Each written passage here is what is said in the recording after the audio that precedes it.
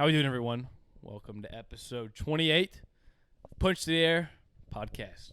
Boom. On my left, we got yours truly, Luke, the buzzsaw, Bezney. This thing revved up today? Oh, it's rev, baby. It's charged. Getting oiled up. There we go. Already cut down a couple trees. Some WD-40. Just Got all ready the to knots. roll, baby. Good deal. Then on the right, we got Lil Bro making the third appearance. Nice to be here. The very first buzzsaw x T-Bone x Lil Bro pod. So Little right. see how it goes. Luke and Luke action. Little double You're in Luke. a Luke sandwich there, pal. I'm in a You Luke are, Oreo right now. Yeah. All right. Well, in Get a today's cream episode, right in the middle. we got NFC West. We're going to go over AFC tier list. Buzzsaw's got a top 20 fantasy running back ranking. Luke's Yep. got his NFC playoff prediction. We got double would you rather, one of them being a prime would you rather. Double start sit cut, one of them being a prime start sit cut.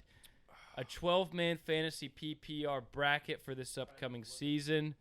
And then also another trivia of the past 20 non-quarterback best fantasy PPR players. So we got a juicy one. A lot of It's going to trivia. be a good one, A baby. nice mix of trivia Try not to see the screen right now. and Yeah, football. you're trying to But let him me scroll cheat back over up. there. Yeah. All right. Do you have Well, all the players up for the trivia when you're doing that? I had to write He's them going to down. bait me. Well, hell? I'll pull the laptop. I'll in play a tight. fair game. I'll hold it close to my vest. Yeah, when that's we're right. going. I'll play a fair game. But first up, let's just dive right into the NFC West. So this division, pretty much a two-man battle between the Niners and Seahawks. I think the Rams and Cardinals are probably going to be two afterthoughts. This division also kind of took a big turnaround. Last year coming to the season, we thought it was probably going to be the best in football. Mm-hmm. Rams, obviously. Cardinals.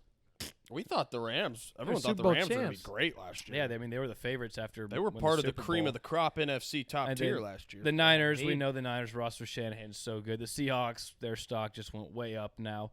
But let's start off with the top dogs in it, the big dogs, the San Fran 49ers. San Fran, pretty much they lost a few pieces in the secondary. They lost Emmanuel Mosley, Jimmy Ward. They lost Mike McGlinchey, their starting right tackle, and then Jimmy G is obviously gone. On defense, they had Javon Hargrave. So kind of the similar roster, losing a tackle here, a few secondary players, but then adding, obviously, the most notable name in the whole division, and Javon Hargrave, who is a difference maker himself. But what do we think about the 49ers coming into the season? Yeah. I mean, they restacked their already best position group on the team with Javon Hargrave. They already had the best front seven in the league. Now they added a almost Pro Bowl level D tackle they to pair bulked with up everyone their greatest else. strength. Yeah, exactly. Yeah, I mean, they doubled down. I didn't know they lost Mosley and Jimmy Ward though. Yeah. Have they replaced them with anyone?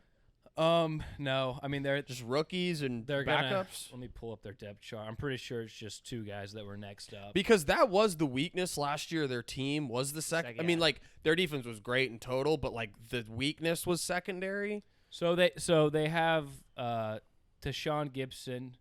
Safety. He's starting. Tim- Well, they got Diem- Ufunga. Hufanga is not. They lost two Lenore, that coverage sounds plus like a guys. Lord of the Hufanga Rings is not really. He's decent in coverage. He's a not, run. He's yeah. not a huge pro there, Run but he's support. more of a run support guy.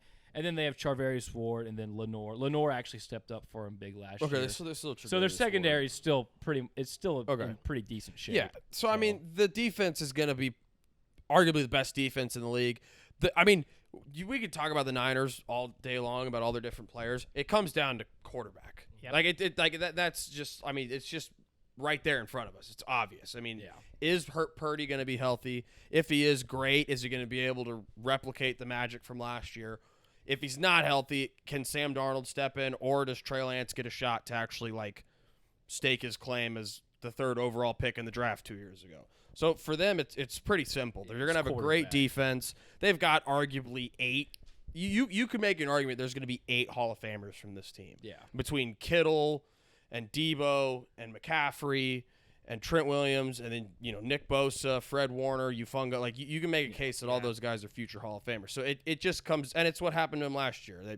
They went as far as the quarterback took them, and then Purdy hurt his elbow. So Yeah, good thing they got 3 of them this year. yeah, it just comes down to the quarterback play at the end of the day. If Brock Purdy's back and he's great, or if Sam Darnold has a renaissance and he's great, they're arguably You the don't think best there's team in any the way league. Darnold starts, right? If Purdy's not ready, but they say he's already practicing in camp and looking good. Yeah. I don't see a world to where if Purdy's healthy, he doesn't start opening. 100%. Yeah. Like he took them to the conference championship, and then if you're looking at the optimistic perspective of it, it's like in their eyes, they're like, we would have beat Philly if he Yeah. was fully healthy. So Yeah. I don't see a world to where that if he's healthy, he doesn't start. And then that brings up the question, we're like, what are they? And then they kind of just have to trade Trey Lance at that Yeah. point. Well, they've already tried too. Yeah. I feel like he'll be like a mid-season deadline trade because I think Darnold's ahead of him on the depth chart. I'm pretty sure Darnold's the number 2 quarterback. Yeah, but I mean, these unofficial depth charts, like at this point, I don't know how much I take them. You know, I mean, Bijan on the Falcons. Well, is the but third those are running back rookies right now. Like those True, are the that's like true. rookies. Like Trey Lance has been there 3 years. Like, so I think Darnold already being ahead of him on the depth chart. They actually said he's doing well in practice, but so is all the quarterbacks, which makes Yeah. sense because the system is amazing. So, yeah. like, I mean, like, one of us could play quarterback and throw for 100 yards. I was in a gonna say, I game. feel like it'd be kinda- just throw it's RB easy. screens. Yeah, I feel like with all day. San Fran, Complicated, but- it's obviously very simple. You know, they lost McGlinchey, but I mean, we see linemen come in all the time in the Shanahan scheme, and Yeah. somehow they just move fit the in ball quick enough seamlessly. where it's not gonna They're going to matter run the that ball much. great. They got arguably the best running back in the game, most versatile, and then you sort of They have the best tackle in the league. Debo, Ayuk, George Kittle. Yep. The defense is stacked. Like you said, at the end of the day, it comes down to the quarterback and how good can they be. And I think from what we saw from Purdy, he's a Shanahan guy. Like he fits that Yeah. system so Yeah. well. So do y'all have anything? I feel like there's just not much to talk about with the 49ers. Yeah. They're the favorites in this Yeah, division. they'll definitely the win favorites. They're the the division. big dogs. If they're healthy and Brock Purdy plays like he did last year, they're going to win the division. and they can No beat doubt. anyone. Exactly. Like, and yeah, if they have competent quarterback play and that quarterback's healthy, they're going to be within. They're either going to be favored in every game or they're at most going to be a 3-point underdog. Yeah. If they're playing in Kansas City on the road. I mean, like- I think they won 8 coming into the playoffs, beat the Cowboys 9 in a row with I think it was Purdy. like 11 or 12 when they played the Cowboys. some absurd Yeah. amount of number, and then if Purdy's playing, who knows? Maybe Yeah. they win the whole thing. So Yeah. yeah, pretty simple. there. and the front seven, I mean, is just ridiculous. Yeah. I mean that front seven's like a Madden team. I mean, Yeah, it's insane. It's stupid. Yeah, go for it. You got Are they warm? just go. We can go. They're not warm, but it's like they got weird flavor. You know what I mean? Next up, we got the runner-up here, a team that maybe could push for the division if the Seahawks. quarterback play falters. The Seahawks. So for Seattle, they bring back Bobby Wagner, which is great. They need a Mhm. Bobby Wagner in there. They bring in Julian Love from the Giants. They actually brought in Devin Bush. I don't know how much Devin Bush is worth this shit anymore. I mean, the guy can't stay healthy when he plays, though. He's Yeah. great.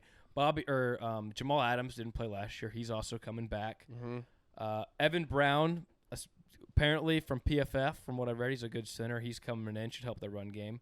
Draymond Jones, an interior presence, he's a pretty decent player. And then obviously in the draft, they had Devon Witherspoon, Yep. arguably the best cornerback in the draft, to pair with Woodley, or what is it, Tariq Woolen, Tariq Woolen. Woolen. Oh, corner. and Yeah. then Jackson Smith, Najiba. Seattle, I mean, with Seattle, too, it's like the defense sucked last year. The defense will be better this year with the additions. Jamal Adams coming back. The offense, they add the best receiver in the draft in Jackson Smith. It comes down to Geno Smith, and Yep. if he can repeat this play, I'm pretty skeptical about it. So I saw this through PFF's article. Through the first 8 games of last season, he had just 10 turnovers, or he had 10 turnover-worthy plays. So PFF, they do a grading every year. Yeah. All the plays, 10 like were picks that are dropped. And yeah, shit like 10 that. Yeah. or that were turned into picks. Right. So first half, he had 10 turnover-worthy plays, and he broke the 90 PFF grade threshold 3 times. And for PFF, if you hit 90+, that's a very good quarterback grade. Yeah. Like, that's top 3 of the week for sure, every time. Through the second half of the year, he had 21 turnover-worthy plays and did not have a single passing grade PFF team over 70. Yeah. So first half of the year, Geno Smith was great. Second half of the year, he was kind of, the Geno Smith we've seen in years prior. So I have a lot of concerns for Geno Smith. Yeah. I mean, he looked great those first 8 weeks, obviously. The second half of the year, he didn't look that good.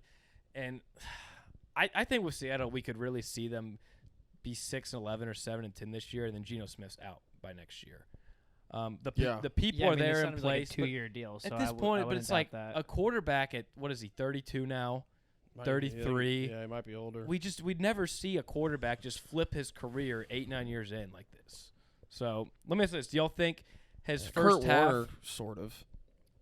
Yeah, It took Kurt Warner a while. I don't think Geno Smith's Kurt Warner, but No. like, I mean, do y'all think that he sustains the first half of the year play? no. Well, you know what that resembles It resembles like rookies. When rookies come out and no one has film on them, which for Geno Smith, no one's had film on him for like 7 years. 7-8 years. It resembles like when rookies come out and they just torch the league for the first half of the season or their whole first year, and the defenses start to figure him out. And that's what it kind of resembles based off those stats you just pulled. His coordinators were like, we didn't think that they were going to be this pass-happy offense. They're going to try to just run the ball and just grind out wins. All of a sudden, Geno Smith's throwing the hell out of the ball. What do we do? And then by everyone's like, okay, I will say we kind of too, know what they're like, doing.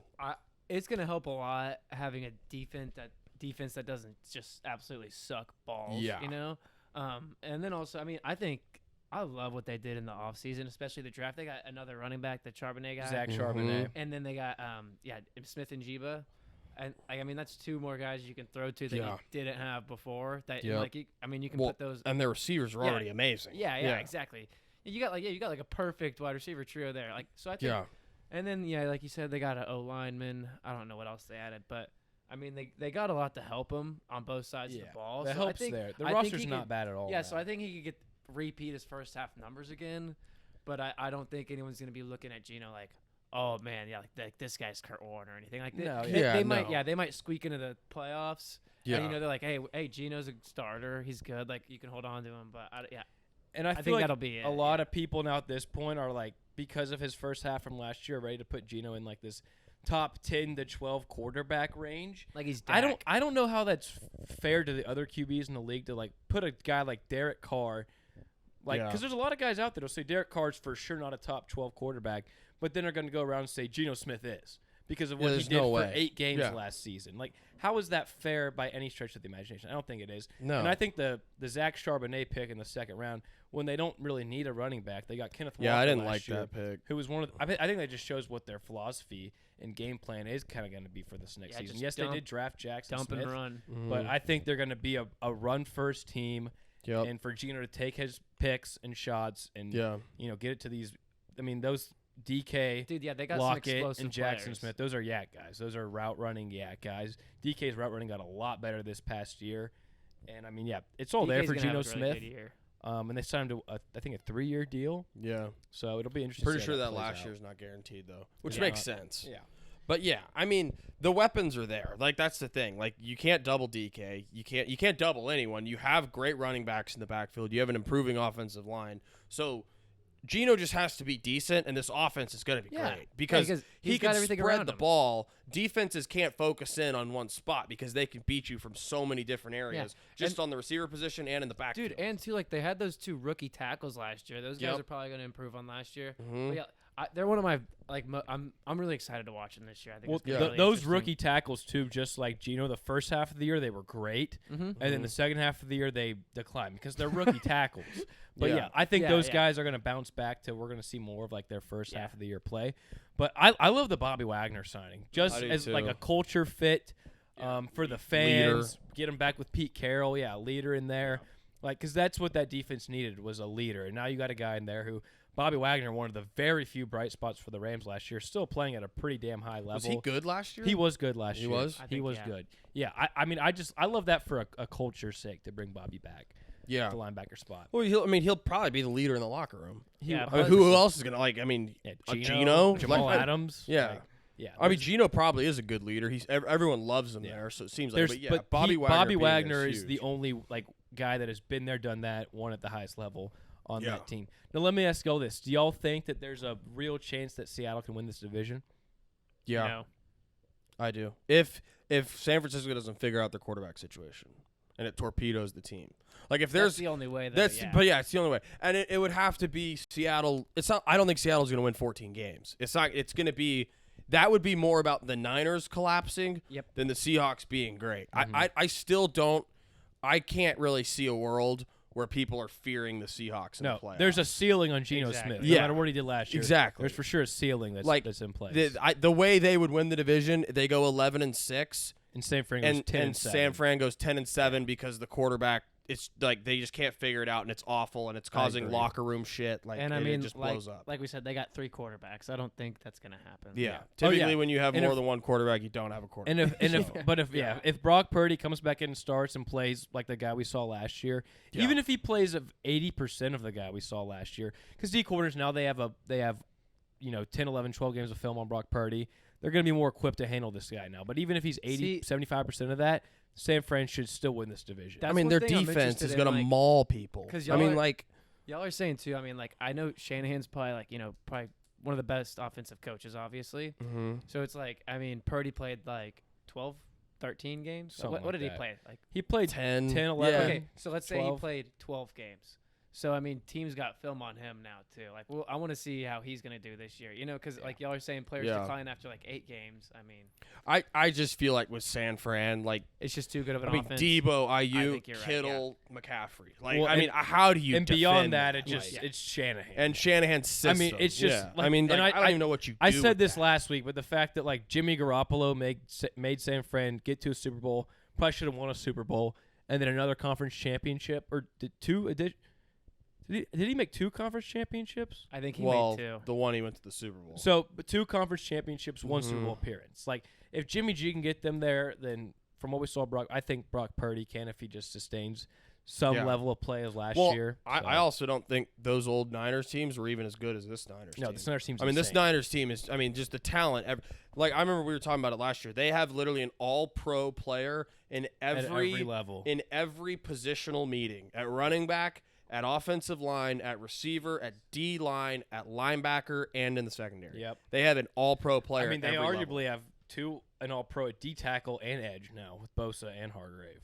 Yeah. Like, that's absurd. Well, they still have. And we're not even talking about Eric Armstead and Kinlaw. Or Drake Greenlaw, who was a Pro Bowler last year. Yeah. Next to Fred. Well, they have the big best baby. middle linebacker in the league, too. Yeah. Yeah. Like, it's insane. And the best young safety. So. Yeah. All right. But yeah, that's the only way the Seahawks win the division. If the quarterback, and it has to be a combination of bad quarterback play, and it disrupts the locker room. Yeah. To where it's like it defense is so divides good. the locker room where half of them are like, I want Sam Darnold, and then a third of them want Trey Lance, and then some of them want Purdy. Like, it has to also destroy the locker room, too, which I don't see. I think with Shanahan, I think those guys will trust whoever Shanahan says that you're going to start from. I think even with below average quarterback play, the Niners still win 11 games. I think even if that's what I'm saying, you got I think 3 even quarterbacks. if Sam Darnold was the starter, they would still be the favorites. If Lance and Purdy weren't there, I still think they'd be the favorites. Yeah, I do too. I mean, Sam Darnold isn't very good at all. But all right, well, next up we got the LA Rams. Like I said, this team suffered a massive, massive dip in what we all thought they were going to be. I didn't call that what it was, but I was called not it a little bit bit. at all. Yeah. But I mean, now they lost Taylor Rapp, A'Shaun Robinson, Bake Show, Nick Scott, Greg Gaines, and then Troy Hill, who's actually a decent cornerback. So now their defense, outside of Aaron Donald, is literally only Aaron Donald on defense. On offense, it's pretty much just Matthew Stafford and Cooper Kupp. Sean McVay's still there, yes, but I mean, I think the ceiling for this team is 9-8. I don't see how they win more games than that. And that's if Stafford balls out.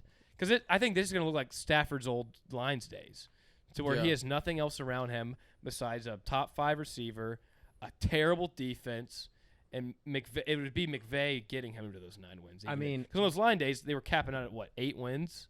Yeah, 10 or 11 on good years. Besides, like, unless Aaron Donald, retired this offseason, this is literally the worst way the, fuck them picks could have gone after the Super Bowl. Oh, yeah. But you still got a Super Bowl, though. So yeah, fuck them picks, I think, was still worth it because at the end of the day, you did get a Super Bowl, and that's all that matters at the end of the day. But I have a few questions about them. So my first question is, can you name 3 starters on the Rams defense? Okay. We got Donald. We got Donald. You got Donald. Yeah. Got Donald. Yeah, Okay, yeah, we I got think so. Donald. No more Ramsey. I was actually thinking about that Hey, when you said when you talked about their defense being bad. I was like, I don't even know if I can name anyone. On their Leonard. defense. Do they still have Leonard Floyd? He's gone. He's gone. There's some guy Taylor named- Rapp's gone? Yep. I know. He was like a rookie 2 years ago. For some reason, there's some big white ginger dude named Greg Gaines, I think, on their defense. They lost Gaines. I Good just mentioned lord, him. yeah. I got their defense pulled up right now. I bet y'all can't. Oh, even hey, name there's a one guy last name Durant. I know it's Kevin Durant's cousin. What? more. Kobe Durant. I'll give you that. Kobe Kobe Durant. That's I two. honestly can't. I can only Kobe think Aaron Durant's Donald. two. Kobe Durant was actually pretty good for him. I can only think of Aaron Donald. That's it. I'm looking. so for I wanna so we look. got two. So we named two. Hey, okay, I know because I saw it the other day. They re-signed John Johnson III. No. Oh, they did resign. They him. did. Okay. Yeah, I wouldn't have been able to name any of them So y'all other than Aaron Donald. So y'all got That's two the of only them. person I would have been able You to got name. Donald, then you got Kevin Durant's cousin, Kobe Yeah. Durant. Yeah. Kevin Durant. I'm just gonna name their starters real quick for you. On the D line, Might as well just name the Kobe backups. Turner, Bobby Brown III, Aaron Donald, Byron Young. That's their 4D line. He's They're out. starting. Oh yeah, that guy's I think out. we've heard so of Byron Young. Kier Thomas, their linebacking group: Ernest Jones, Christian Roseboom, Michael Hoach, and then in the secondary they got Robert Rochelle, Jordan Fuller, Russ Yeast, Oh, John Johnson. and Kobe Durant. And John Johnson. Oh, there he is. I got John Johnson. I think he was terrible for the Browns last year. I mean, if he's the Who the hell- he's the backup to Russ Yeast. who the hell is He's Russ? Who the probably hell is pretty Russ bad. Yeast? So that just goes to show He's probably pretty like, terrible. They need to get some XFLers, this man. Rams defense, even with Aaron Donald, Yeah. is probably up there as one of the worst defenses ever. Let's look at their offense. At least by name recognition. Think about it. If Aaron Donald gets hurt, this is the worst defense ever. I feel like you could find okay, other ones. probably, It's but- definitely the worst in the league. In the past 10 years, this might be the worst defense. At least the least name recognition. Maybe there's a player or two here that's young that steps up. I don't know, but I mean that's like the I don't know any of them other than Aaron who the hell's Donald. Michael Hoach? Who's Christian Roseboom? Go to the offense. The offense is almost just as bad. I mean Christian Roseboom. I mean who was he? He's from South Dakota An undrafted State. rookie a few years ago. He's an undrafted. Jesus. He had 3 tackles last year. They were all solo tackles, That's- though. He does it alone. Russ Yeast. I mean, he had 16 solos last year. A 7th round pick last year. Russ Yeast. Hey, he's got an Jeez. easy. almost You the last remember pick in the Yeast? draft. I mean that defense is. Look at their Okay, offensive and then when we line, go look man. at the, I mean Stafford, Akers. I mean, I know quarterback through tight end. Steve Avila, he's good. They drafted Who is him. Rob, Ben's- I know Rob Robert Havenstein. Havenstein. Joe Noteboom was decent last year, but then like Brian Nauman, Coleman, Shelton, I haven't heard of those two. I know Steve. And then, I mean, Avila 'cause Ben he went to Skoranek TCU last Is year. probably not a very good third receiver. Van Jefferson's probably below average second. Tutu Atwell can get you yes, big play DeMarcus here. Robinson. Tutu Atwell's kind of like a Tavon Austin. I got kind of DeMarcus player. Robinson too. Yeah, He's I mean, been okay. yeah. You They're- gotta- they're- No, Tyler Higbee, their skill position You're isn't trying terrible. to compliment them for having a Tavon Austin. I'm just saying. I'm not trying to he was our compliment. web back. I'm just saying that's a guy they have He- there. The offense can. I think the Rams' offense, if they're healthy, Stafford will keep him in games if he's healthy. Yeah. But the defense is just so fucking bad. There's a world where there's a novice fan who could convince themselves, thinking it's like the NBA. It's like we have Sean McVay, we have Cooper Yeah, Kupp, yeah, we yeah, we have got like a big Matthew three. Stafford, we have Aaron Donald. We're gonna be good. And Sean McVay. Except that's just not how it works in the NFL. And there are people out there that probably are like they still have the best receiver, the best D tackle, and the best coach. They're gonna be fine, and they're gonna be awful. Like they're gonna be terrible unless that defense, like 6 of those unnamed guys, all of a sudden become good. I mean, and it's we're really the only way. and we're talking too like Stafford, Akers, Cup. All those guys are injury prone. Well, and, Like, Stafford, if and Stafford one and of them Kupp goes are down- both on the wrong side of 30, yeah. both coming off of bad injuries. I mean, like, hey, this okay, team is take hard it to like, buy like this stock too. into. You lose Akers, you're losing your run game. You lose Cup, they have no or, other running or back. Stafford. I mean, you lose Stafford, team's gone. You lose Cup, you lose your passing game pretty much too. So like, I mean, you're yeah, screwed. if I mean, bearing they all stay healthy, the absolute ceiling I think is they make a wild card game and Yeah. probably get Best beat case first scenario. round. And that's if the O line plays better than they should. The defense, yeah, has a few, Aaron Donald, Yeah. defensive player of the Aaron year. Donald, defensive player. Cooper Kupp throws it back from 2 years ago. McVay, pulls some shit out of his ass, but I have an interesting question. huh? Let's just say Cowboys are the 2 seed, and you can either play the 7-seed Seahawks or the 7-seed Rams. Who would you pick? I'd play the Rams. Rams. Yeah. I'd think I'd play the Seahawks. Why? Because of those amazing players, they can single-handedly win you a game. Okay. Like I would and I don't think the Rams are going to be good. I think they're going to win like 5 games. But like there will be a game that Aaron Donald and Cooper Kupp just win by themselves. Cooper Kupp will have like 100 a game against one game. A game not against a playoff game though. Not a playoff game though. The Cowboys roster said maybe a game against like the Seahawks in the regular season. The Rams could beat them. You know, like But I'm not saying like a playoff game. But then for Seattle too, it's like if Geno Smith can play like he did the first half, and then you mix in the improving young and upcoming O-line, Kenneth Walker with Charbonnet, the 3 receivers, Tariq Woolen, Bobby Wagner. They added the guy from Tech. What's his name? Jordan Brooks. Well, they have Jordan Brooks too. They've been like 7th overall. Tyree Wilson. Tyree Wilson. Yeah. That guy went to the Raiders. Oh, he did. Oh, you're right. You're thinking of Devin Witherspoon. Devon Witherspoon. Yeah. So maybe I'm being the novice fan right now, just thinking about it. No. But I could see like one playoff game. Aaron Donald has 4 sacks, although we would probably triple team him. Yeah. And Cooper Kupp kills us for 200 Well, yards and 3 touchdowns. And they'll have some if players that look good because there's literally no one else there to make and my plays. thing with that, Well, they are 2 of the. I mean, Cooper Kupp, you can my make a thing case with the best that, though, receiver. My thing with that though is like regardless, like the Cowboys pass rush would beat that Rams O line, even if the Rams O line holds up. And then Aaron Donald, like I said, you can double team, triple team him. There's not another guy in that D line that I would really fear. And then in the Rams secondary, it's like you're gonna have CeeDee Lamb and Cooks. Yeah, they're not winning and a playoff Michael game. Gallup. Like, I mean, I was just I didn't know if y'all would either take the little star power on the Rams over what we all think is the cap Seahawks team. No, I think the Seahawks still have way more upside than the Rams. I agree. I think so too. Because I'm just Seattle, saying in a one-game scenario though.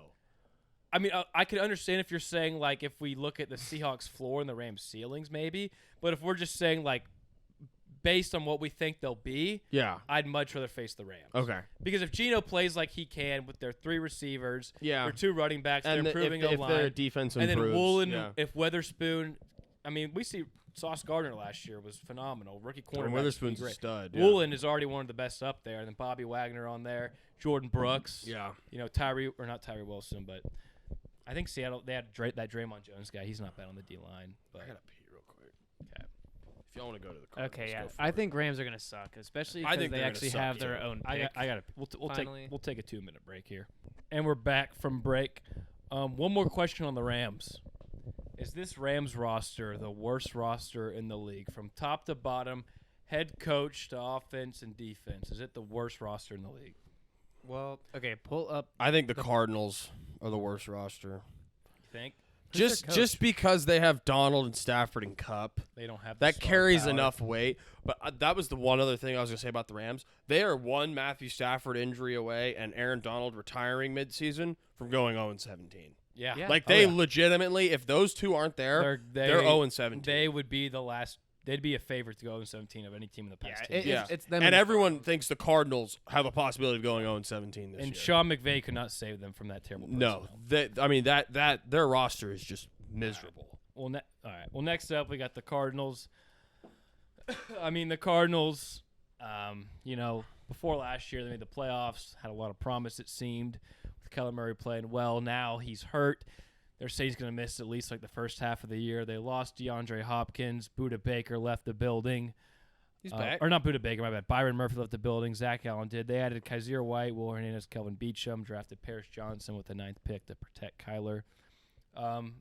So we think this is the worst roster in the league. I think so. Real chance of going 0-17. Pull their roster. I don't think any team has a real chance of going 0-17. Yeah, 'cause if I the had to NFL. pick one, Yeah, you I would probably pick the Cardinals. Pull up their roster. I got One other question now before I pull the roster up, though. I just asked you about the Rams. Can you name 3 players on the Cardinals defense? Budda. Yeah, Budda Baker. Or Budda. Isaiah Simmons. Isaiah Simmons. And then, don't they still have Byron Murphy? Oh my gosh, they got a corner that I'm thinking of. Marco Wilson. Bam. Who the hell's Marco Wilson? Is that one? I don't know. I remember. How'd you know that? Are those y'all's? Are those y'all's final? Are those the? No, hang on. I Before I want pull it to up- try to get 3. I don't know if this. What'd you Butta, say? Isaiah Marco Wilson. Simmons. I promise he's real. Who'd they draft this? I mean, they Paris. JJ Watt's retired. Don't look at this. I'm pulling their depth. They don't have Chandler Jones anymore. No, he's on the Raiders. Kazir White, you just said Yeah, it. I just. There you go. All right. Well, we could get that one. Marco Wilson. Luke was right. How the hell did you know that? But yeah, Selective I mean memory, this team is right next to the Rams with one of the worst rosters. I mean, Great Dutch. skill Wow. position wise with Brown and then Moore, like you'd say that's like Their offensive line Okay. actually is not awful. it's not. DJ Humphries ain't bad. Paris I mean, Johnson, a high Will rookie. Hernandez is He's okay. Fro Holt, he was an Arkansas boy. Whoop pig. On defense. Oh, Zaven Collins, that's that rookie. Or he was a rookie last year. Buda Baker. Yeah. I think all these players were rookies at one point. Ojulari is a rookie. So- Jalen Thompson. So yeah, they're pretty just terrible. Yeah, they're poor. bad. So I have one take on the Cardinals that I want to say. Are they going to be your new Falcons? No, I'm not going to say that. All right. But I think we're going to see history repeat itself on a more extreme scale. With So- Kyler and Josh Rosen? Exactly. So back in 2018, the Cardinals drafted Josh Rosen 10th overall, and they hired Steve Wilkes to be their head coach. So that year they went 3-13, and then landed eventual Rookie of the Year in Kyler Murray at 1, then hired the offensive guru mastermind Cliff Kingsbury. I don't know if anyone outside of the Cardinals building thought that was a good hire. They believe that. They believe did. that. Well, fast forward to 2023, and Kyler Murray. Ask anyone from Tech. Yeah, They could have told you. that was a bad hire. But fast forward to now, and Kyler Murray is out for half the year. They brought in Jonathan Gannon as their new head coach, who, after we saw those weird interviews, he looks like a just lunatic, and just Looks like probably he should looks not like a goof. should probably not be a head coach in the NFL. So my take on this, I think that the Cardinals will be out of contention by the time that Kyler Murray's cleared to play, which is like week And 8, they're week gonna 9. suck. I think They they're are gonna. I think they're going to be like 1-7 or 1-8, and I think they're going to elect to have Kyler sit for the rest of the year, and they're going to tank for Caleb Williams while also firing Jonathan Gannon, as their owner has showed Bill Bidwell that he doesn't care about a coach for 1 year, as he cut Steve Wilkes after 1 year. Cole does Didn't not he- like he's- the Cardinals. Didn't he just buy that team? No, he's owned him for a while. His dad Oh. owned him, and then he became like the real owner like 3 or 4 years ago. But I think we're going to see the same thing, to where Jonathan So he Gannon, knows what he's doing. Jonathan Gannon, they're going to cut bait after this year. They're going to trade Kyler for whatever they can, and they're going to draft Caleb Williams at 1, and they're going to get a redo of probably the most lucky of redos and get another one pick, and then draft the next Patrick Mahomes and Caleb Williams this next upcoming year, and then pair Caleb Williams with whatever up-and-coming new offensive mind is. And they'll the have next that guy. pick from the Texans. Bingo. Yeah. They have the Texans pick. And Does the that- second There pick. is a jet. Does that not seem like likely to happen? Yeah, I think it's I gonna think happen. that's what they're thinking. Dude, I okay, think they're going to if do I that. was the Cardinals That's a good bold GM, prediction. I would obviously not openly tank, but I would secretly tank, trade Kyler for a first-round pick. You take Caleb Williams, and you pray to do God that the everything you Texans can. are a top 3 pick, and you take Marvin Harrison. Do everything Yeah, you they're can gonna to do that. harass the Texans season. And Dude, they're gonna do seriously. that. But I feel like Yeah. a lot of Win that most game. people are like, oh, but you can't cut a coach after 1 year. They cut Steve Wilkes after 1 year. Like, Yeah. well, Jonathan Gannon is a complete filler, in my opinion. I think he is too. I agree. I think Yeah. he's a complete Well, filler. and if you get Caleb Williams, You and want an like if offensive you're guy lucky with enough Caleb to then Williams. get Marvin Harrison, you go get an offensive yeah, guy. you don't want a defensive guy that. You know what you do? You go to Lincoln Riley and you throw him whatever money he wants. Yep. And you say, I know I you're don't think USC. Lincoln will leave, but They might. If they give him $20 million a year, they could. I don't think he's making that at USC 's USC. I don't think they would do that. I think they would. Dude, if I was the owner and who's I the was highest that paid rich. head coach in the league? That's not 20 mil. Bro, they Yeah, won't, no, they Sean won't Payton, even he's get 20 like, mil. They won't even Sean get Payton decent got 20 mil. facilities, Bro. Is he? I think Cardinals are like- didn't Sean Payton get 20 mil I'll from the look it up. I don't Broncos? know. I'm pretty sure he did. Might be But right. yeah, there is if I'm a Cardinals fan, that is the hope, that is the glimmer of hope, the long-term picture I'm looking at, and I'm praying to God the Texans suck, which they probably will. You get Caleb Williams at 1, and you could trade Kyler for a first-round pick still. Well, my And then thing you is, could get like, Marvin Harrison. I'm just saying they're not going to get Lincoln or anything because like their owner's not going to spend money on Belichick's that. getting 20 million. He's the highest paid. Is he really? Sean Payton's getting 18. Okay, yeah. So let me ask you You this, could. though. I bet they give Lincoln if 20. the Cardinals have the worst record and then they draft Caleb Williams and they decide to trade Kyler, what is the best outcome they are able to get for Kyler? There's like Second one first-round pick, I bet they get a first and a second. a first and a second. Well, they would I think trade they'd get a first for Kyler sure. before the draft. I think they would for sure get a No, first. If he I sat mean, the whole year, I can see think that. Kyler has shown Yeah. enough as to be a Oh, potential yeah. franchise QB to where they get a first. Kyler has That's fair. ability that only a few people have. Yeah. He has his limitations, but he's also an amazing His quarterback. talent's And we've insane. seen him play with the best quarterbacks in the league and look just on par with them. Yeah. So, but yeah, I mean, if and I threw out Lincoln Riley as just as a guy. But I'm saying But- they'll get someone that's like the up and coming Yeah. offensive guru. Like if Maybe that guy on like the last Lions. year it was the Eagles Yeah. coordinators. Ben Johnson. Exactly. The Lions Johnson, go 11 yeah. and 6, 12 and 5. Their Yeah. offense is top 5. Ben Johnson, maybe the next guy to have Caleb with in Yeah. Arizona. So, all right. Well, let's get to the record predictions. I'll go first. I have the Niners winning the division. Let's give them 13 and 4. I'm going to the Niners win the division at 12 and 5. Let's give the Seahawks in second at 9 and 8.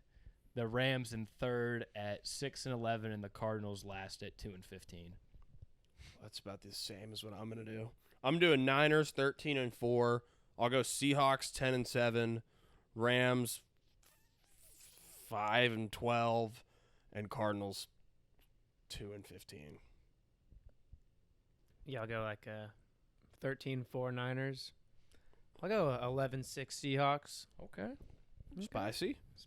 And then I think the other two teams it's going to be like 4 wins and 3 wins. I could honestly see the Rams being the worst. So I can get a real say your exact record prediction for those last two. So for the Rams, I'd probably go 3 and 4 and 13. Yep. Rams, I'd go 4 and 13. Cardinals, I'd go 3 and 14. Okay. Yeah. All right. Well, good deal. Anything else on the NFC West? That's about it. Put a bow on it? All right. Put a bow on her. All right. Next up, we got my AFC tier list. Into the good stuff. I think this one could either last an hour or maybe 10 minutes. I got a feeling we're going to agree. Probably. All right. So my AFC tier list. So my first tier is called the Champs. Not much to say. It's just the Kansas City Chiefs. They're coming off a Super Bowl, one of the best quarterback in the league. They got Andy Reid, Travis Kelce, Chris Jones. Not much to say on the Chiefs. Yep. They're obviously in their own tier. Yep, and they improved. My second tier is only one team, and it's called the number one contender. It's the Cincinnati Bengals. I think the Bengals at this point have distinguished themselves from the Bills, the Ravens, the Jets, the Dolphins, these other tier teams, to where they are the Chiefs' biggest rival and the biggest threat to take down Kansas City, and I believe they belong in their own tier because of Joe Burrow, Jamar Chase, the roster they have. I believe they belong in their own tier.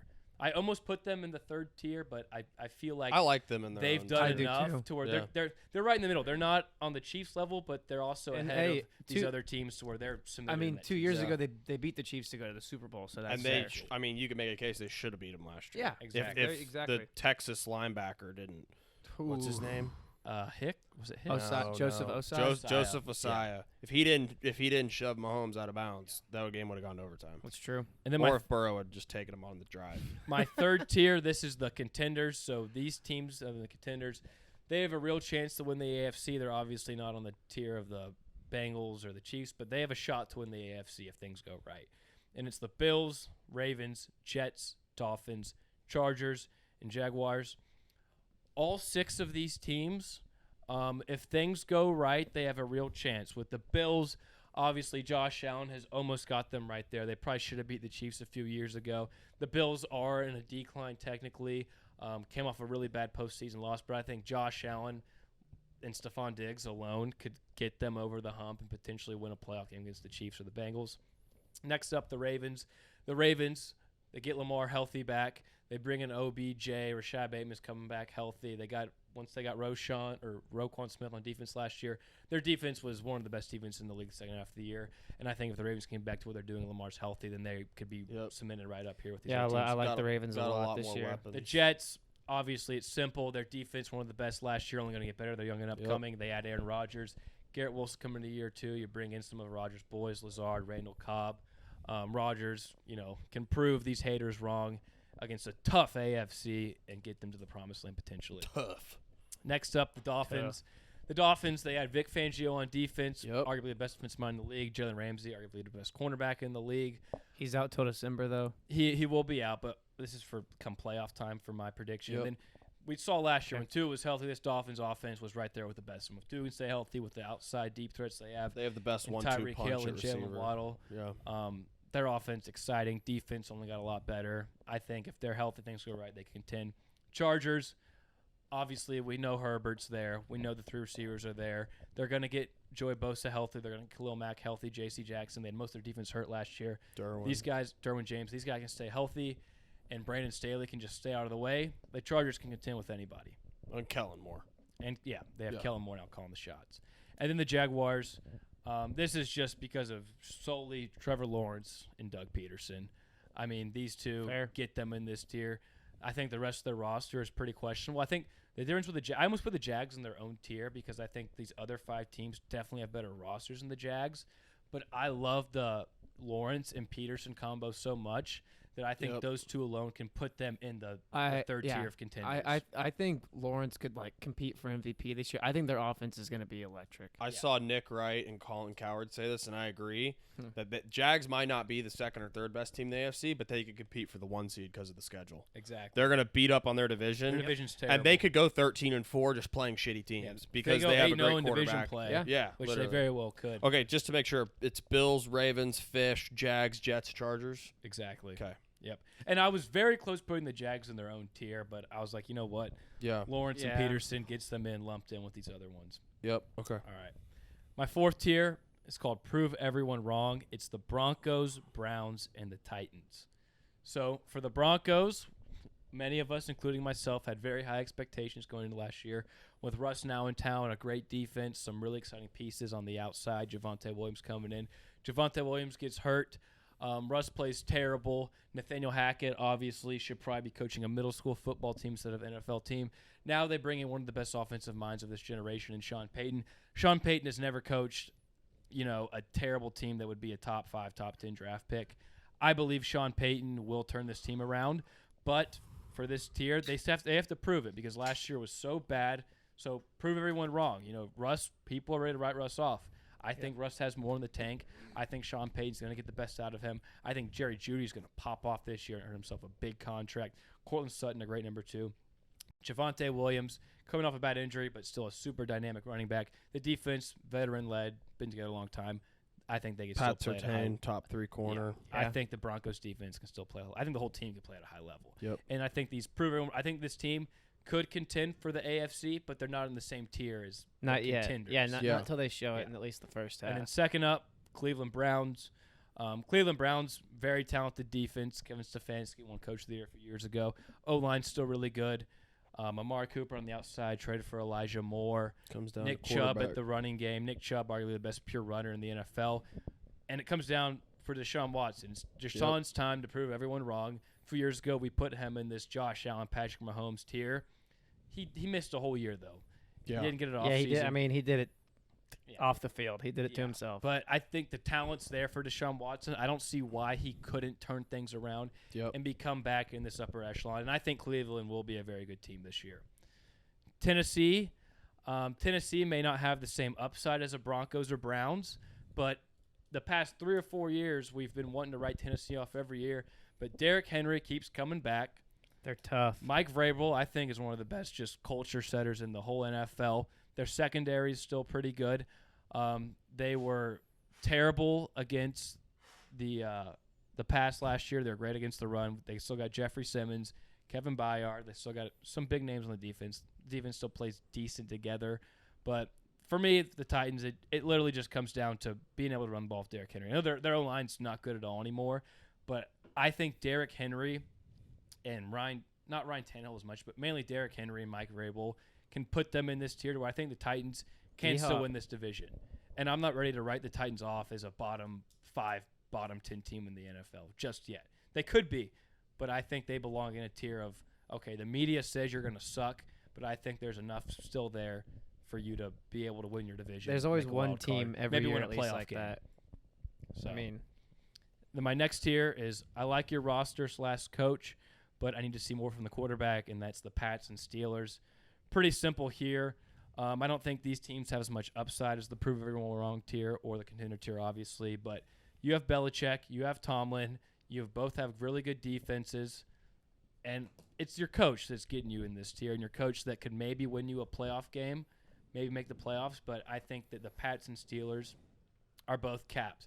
Now, Kenny Pickett could emerge as more, but I need to see more from the QB. That's why I have – and I think Mac Jones, we saw a decline last year. His rookie year was good, but last year was pretty rough for Mac Jones. And he did have Matt Patricia and who's the other guy calling plays? And Aaron Judge. Turd Ferguson or something? Joe Judge, the old Giants coach. They got rid of those guys. They brought in Bill O'Brien. Yep. So next tier, play for the future. Colts, Texans, both added rookie quarterbacks. The rosters are just pretty bad all around. I think these teams pretty simple. They're playing for the future. They got some young pieces. I want to see the quarterback play well, and then we can talk about it y'all next year. And then my last tier is just one team, and it's the Las Vegas Raiders. And this tier is called What Are You Doing? I would much rather see the Raiders just almost pull a Cardinals and just start Jared Stidham to fully tank for the 1 pick. They go and get Devontae Adams last year, expect to be a sneaky team. They were pretty bad with Derek Carr. Now they bring in Jimmy G, who I think is a downgrade from Derek Carr. Yes, they have Chandler Jones, Max Crosby on defense, and they have Devontae Adams on the outside. But I hate the philosophy of this team. I don't know if this team's worse than the Colts or Texans, but I just hate the direction they're going in. They're the only team with no identity. I'll say about where them, are you? But I get it. What the fuck are they doing? But it's also, I mean, you just moved to Vegas. You kind of just played like dog shit the first couple of years. You drafted like 8 dudes that have already gone to prison.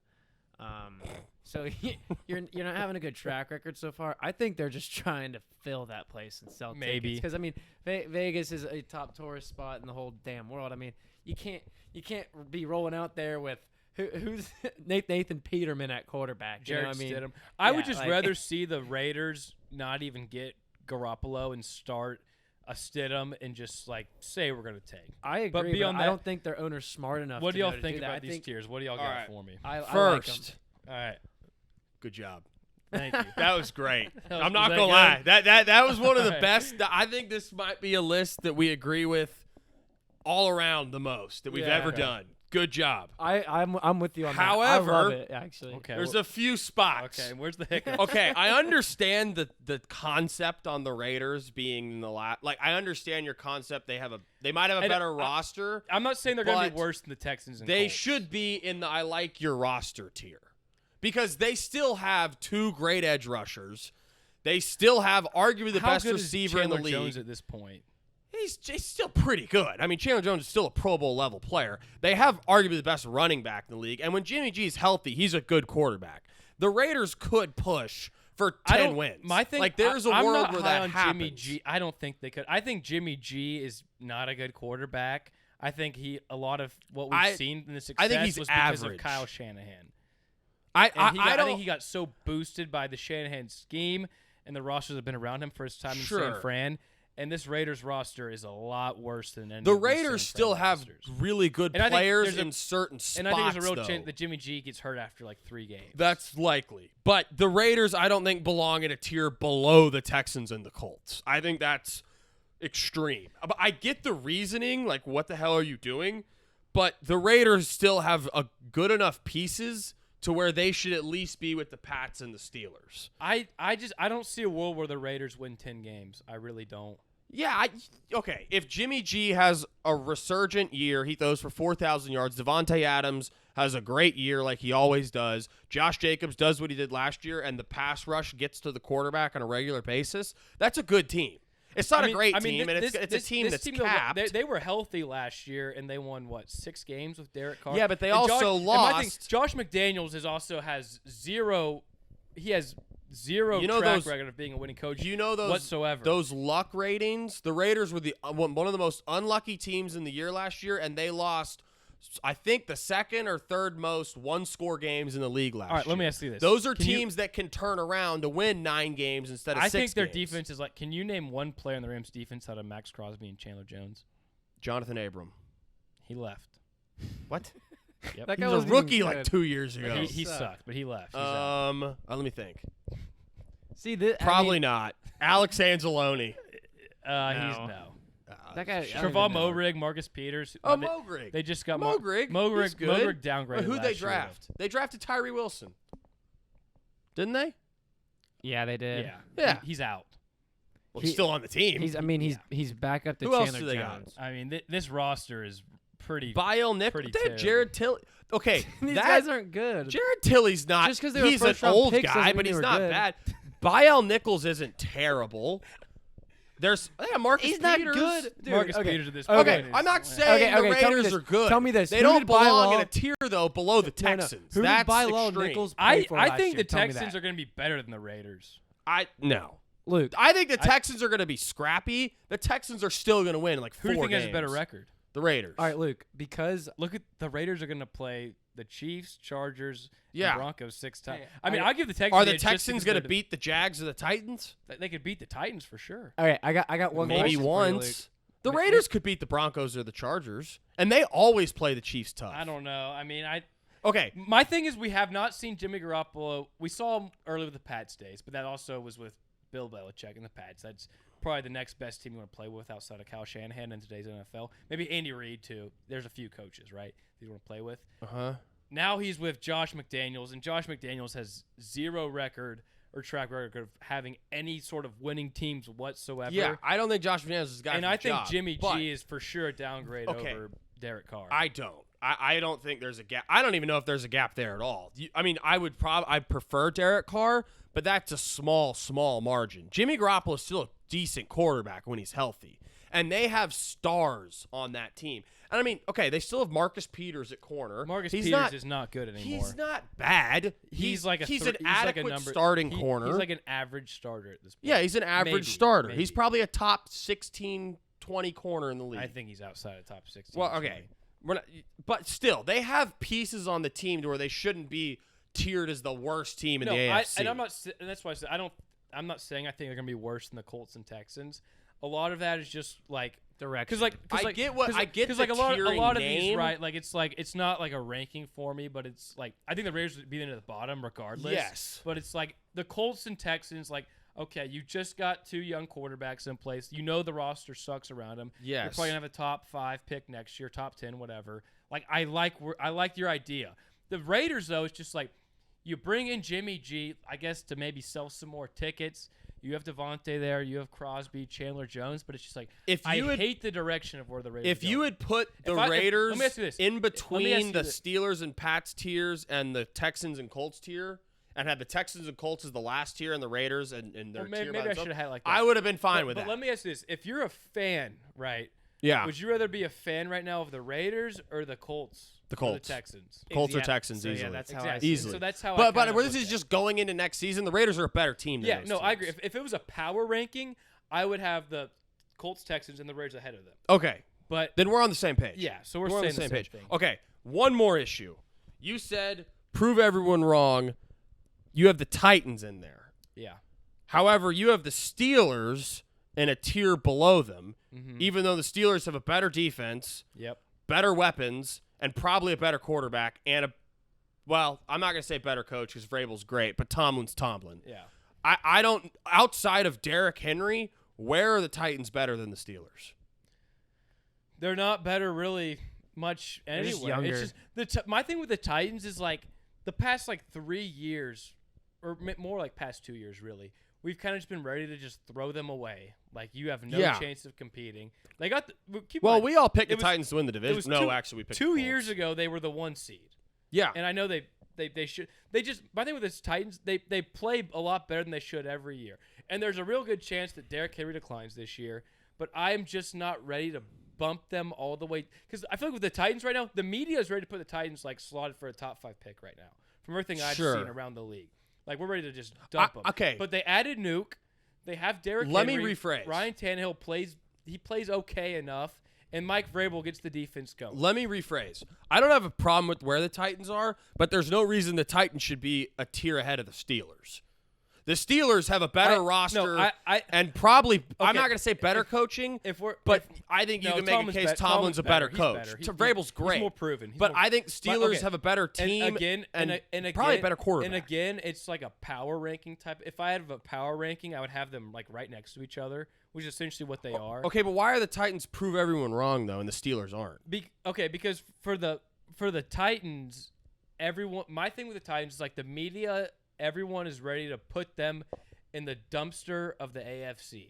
Even right now, with Derrick Henry, Ryan Tannehill, DeAndre Hopkins, I feel like everyone's already written them off. Sure. So my thing with the Titans, like I see a world where the Titans could still win the division. The Steelers could win the division. If Kenny Pickett balls, they could. But the Titans the past few years like have been right. They were the 1 seed 2 years ago. So the Steelers haven't. The Steelers won 9 games last year. The roster isn't that much different than it was 2 years ago. No. So I think the Steelers easily might be better than the Titans this next year. But with the Titans, it's all about the tier name. Like we're saying. Yeah, I mean, if it's a power ranking, they're both like between like 11 to like 13 or 14, 10 to 12 in the AFC. Yeah, whatever you want to say. Yeah. But it was more of like. The name of prove everyone wrong. Like the Broncos, right? Everyone writ them off. I get the Browns. Everyone thinks Deshaun Watson sucks now. The Titans. Everyone's ready to say the Titans are going to get like a top 5 pick type of deal. Okay. Based off your tiers, I think I would actually switch it because I get the Broncos and Browns in that tier. The Titans I would put, and I like your roster / coach, but I don't like the quarterback. No, I don't like the Titans roster too much either. The coach. It was roster / coach. I think the Titans should be in that tier. But that's my thing is I need to see more from the quarterback. But we know what Ryan Tannehill is. I know, and that's why I know what he is. That's why I don't need to see any more. For the Pats and Steelers, they're still young quarterbacks to where I think they could take another step to lead the good rosters to where I need to see more. The Titans, we know what Tannehill is for sure. Yeah. It's been like 10 years. That's why it's prove everyone wrong. It's for the Titans, it's really prove the media wrong that you still can compete for a wild card spot or maybe win the division. Okay, all right. I would have tiered it differently. I can see the but Titans, based off your tiers, I understand. I can see the Titans going 4-2 in division this year. I could also see the Titans winning 5 games. Exactly. But I don't think the Steelers win less than 7. Exactly. And that's why the Titans are obviously like not as high of a ceiling as the Broncos or the Browns or the Steelers. No, the Steelers, I don't even think I think the Pats have a better ceiling. No, they probably do. But that's what. But I didn't put the Titans in the like your roster coach need to see more from the quarterback because I know what Tannehill is. That's why the Pats Steelers, it's like they're solidified on defense and head coach. It's the quarterbacks are both young. They're both young QBs. But the prove everyone see a next step from the prove everyone wrong tier. You have Browns and Broncos, who I think we all agree have great rosters. I mean, he can't make their old. It comes down to their old, not old, but like seasoned questions at quarterback. Yeah, but like, I mean, do you want him to make like 8 tiers for 16 teams? I mean, come on. No, I'm just saying there's no reason the Steelers should be below the Titans. But it's not a power ranking. I understand. I'm saying like these like bottom like tiers they're all right next to each other. In power rankings. So it's like you could flip them. It was just the philosophy of like literally. He likes the coach in the roster. He wants to see more from the QB because he's young. The past 2 years have been ready to write him off as a rebuild team, but somehow Vrabel fires up the defense to play adequate enough. Derrick Henry keeps coming out and dropping 1,600 yards on the ground every year, not getting hurt. It's like, and I feel like with the Titans this year, like everyone's ready to write Derrick Henry off. Everyone's ready to say the Titans are just going to suck. And if Derrick Henry goes out and plays 17 games and has 1,500 yards, the Titans will be competing for a wild card again. And that, in my mind, enough would prove the media wrong. If they are like a 9-8 team right on the edge there, because I feel like a lot of media people are ready to put the Titans in play for the future tier, but I'm not ready to put them there yet. Okay. I'm not putting them in the second one because I know what Tannehill is. I understand why you put them there. I don't need to see more from Tannehill. I would have tiered it. I would have tiered it differently, but I understand why you put them there. Okay. So yeah, I mean, if we were doing a power ranking, Steelers are ahead of them. But I understand, I guess, the reasoning to why they're in the tier above. Yeah. But I personally would have tiered it differently. But I just the top 8 though is fucking money. Okay. I would have done that exact same tier, and I think that's because Do you like how I had the Bengals? I like the Bengals by themselves. Yeah, and I like the 6 with each other and without Broncos and Browns because we don't have question marks with these teams at quarterback. Those teams should be in the playoffs. Yes. That should be your 8 AFC. That should, right? And that I'm not saying it will, and that's why like the Broncos and Browns next. Yeah, one of those teams will have to like miss. prove them wrong. Like go leapfrog the Chargers or right. something. Like, but see, and that's my thing with the Titans. I don't see them with the potential of the Browns and the Broncos to leapfrog into that next category. I can't see the Titans leapfrog because only 7 of these teams will make it. I can't see the Titans. I can see a world where the Titans win their division. I'm not saying I think it will happen, but I could see a world where the Titans go 10-7 and win the division, and the Jags maybe if the Jags fall off. Yeah, and the Jags go 9-8. Maybe they both go 10-7, and the Titans own a tiebreaker. Okay, like I could see that world happening. I'm thinking more wild card, and I can't see them hopping Broncos, regardless, Browns, and I think Jets. the AFC South is gonna suck, obviously. Yeah. And if the Jags roster still isn't great, and that's why I almost want to put the Jags in their own tier, but I think that Peterson and T-Law elevated them enough just from those two. I agree. To put them in the I like the tier. Jags in the contenders and that's why, like, tier. if I'm picking, I'm obviously picking the Jags to win the division. Yeah. But I do, and that's why I see a world where the Titans potentially could. Like the Texans, Colts do not see a world where that happens. Overall, terrific. Thank you. Terrific. That was great. We didn't have Brophy over here shit in the bed saying Tua was better than whenever Lamar I made that, I thought it was pretty like spot on. Yeah, I love it. That's great. I understand like the Steelers thing and all that, but I can't hear you in my headset. Well, you can hear me. So okay, I didn't know if that mattered or not. I was just being it doesn't careful. Matter. Okay. I didn't know for the video if it mattered. Like, is it coming up? Luke, talk real quick. I'm talking. Yeah, it's all. Yeah, I can hear hello, hello. Luke, I can Hello. hear you. It's all. It's Wait, all, hang on. Yeah, it's good. It's good. Just stop talking. Okay, yeah, we're good. It's all good. So it doesn't matter as long as you can hear me at all. No, as long I was just making sure it was going through to there. Yeah, it is. I can hear you. Yeah, through my own ear. No, I had to nitpick that one to make an argument. Yeah, well, but you to say something. Yeah, I had to say something. But the Titans and the Steelers is the big one. And I understand what you're saying. Yeah. And for me, it was like not one to just strictly power rank it. Sure. But give this team like a label. A label. Yeah. I got you. And obviously, Broncos, Browns, they have more upside than the Titans. Yeah. The Titans are obviously like they're squeaking in this tier. Not the same level, but like same philosophy of why they're in the tier. Yeah. So, all right. Was that wrap up that? That wraps it up. All right. Yeah. Good deal. All right, Buzzsaw, your top 20 fantasy running backs. Let's hear it, bud. Let's rock, baby. All right. Top 20 fantasy running backs for this upcoming season. I'm gonna write this down. We're going to start at honorable mention. These are guys that just missed out. James Conner, J.K. Dobbins, Damian Pierce,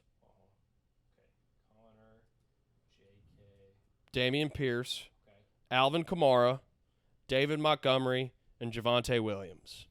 That's honorable mention. Those are guys that just missed out on the top 20. Okay, so who's 20? We'll go 20 to 15. At 20, Cam Akers. At 19, Rashad White. At 18, Akers, Rashad White. 18 is Good Kenneth Walker. 17 is Alexander Mattson. Okay. 16 is Jahmyr Gibbs. And 15 is Ramondre Stevenson. Okay. All right, 14 to 10. 14, Breece Hall. 13, Aaron Jones. 12, Najee Harris. 11, Travis Etienne. And 10, Joe Mixon. All right, we'll go 9 to 5 now. 9, Josh Jacobs. 8, Derrick Henry. 7, Tony Pollard. 6, Saquon Barkley. And 5, Jonathan Taylor. I have an asterisk by Jonathan Taylor depending on his situation. 6 is JT. What did 6 is Saquon, 5 is JT. What's the deal going on with Jacobs' contract? I think he's at camp. Okay. I think he reported to camp.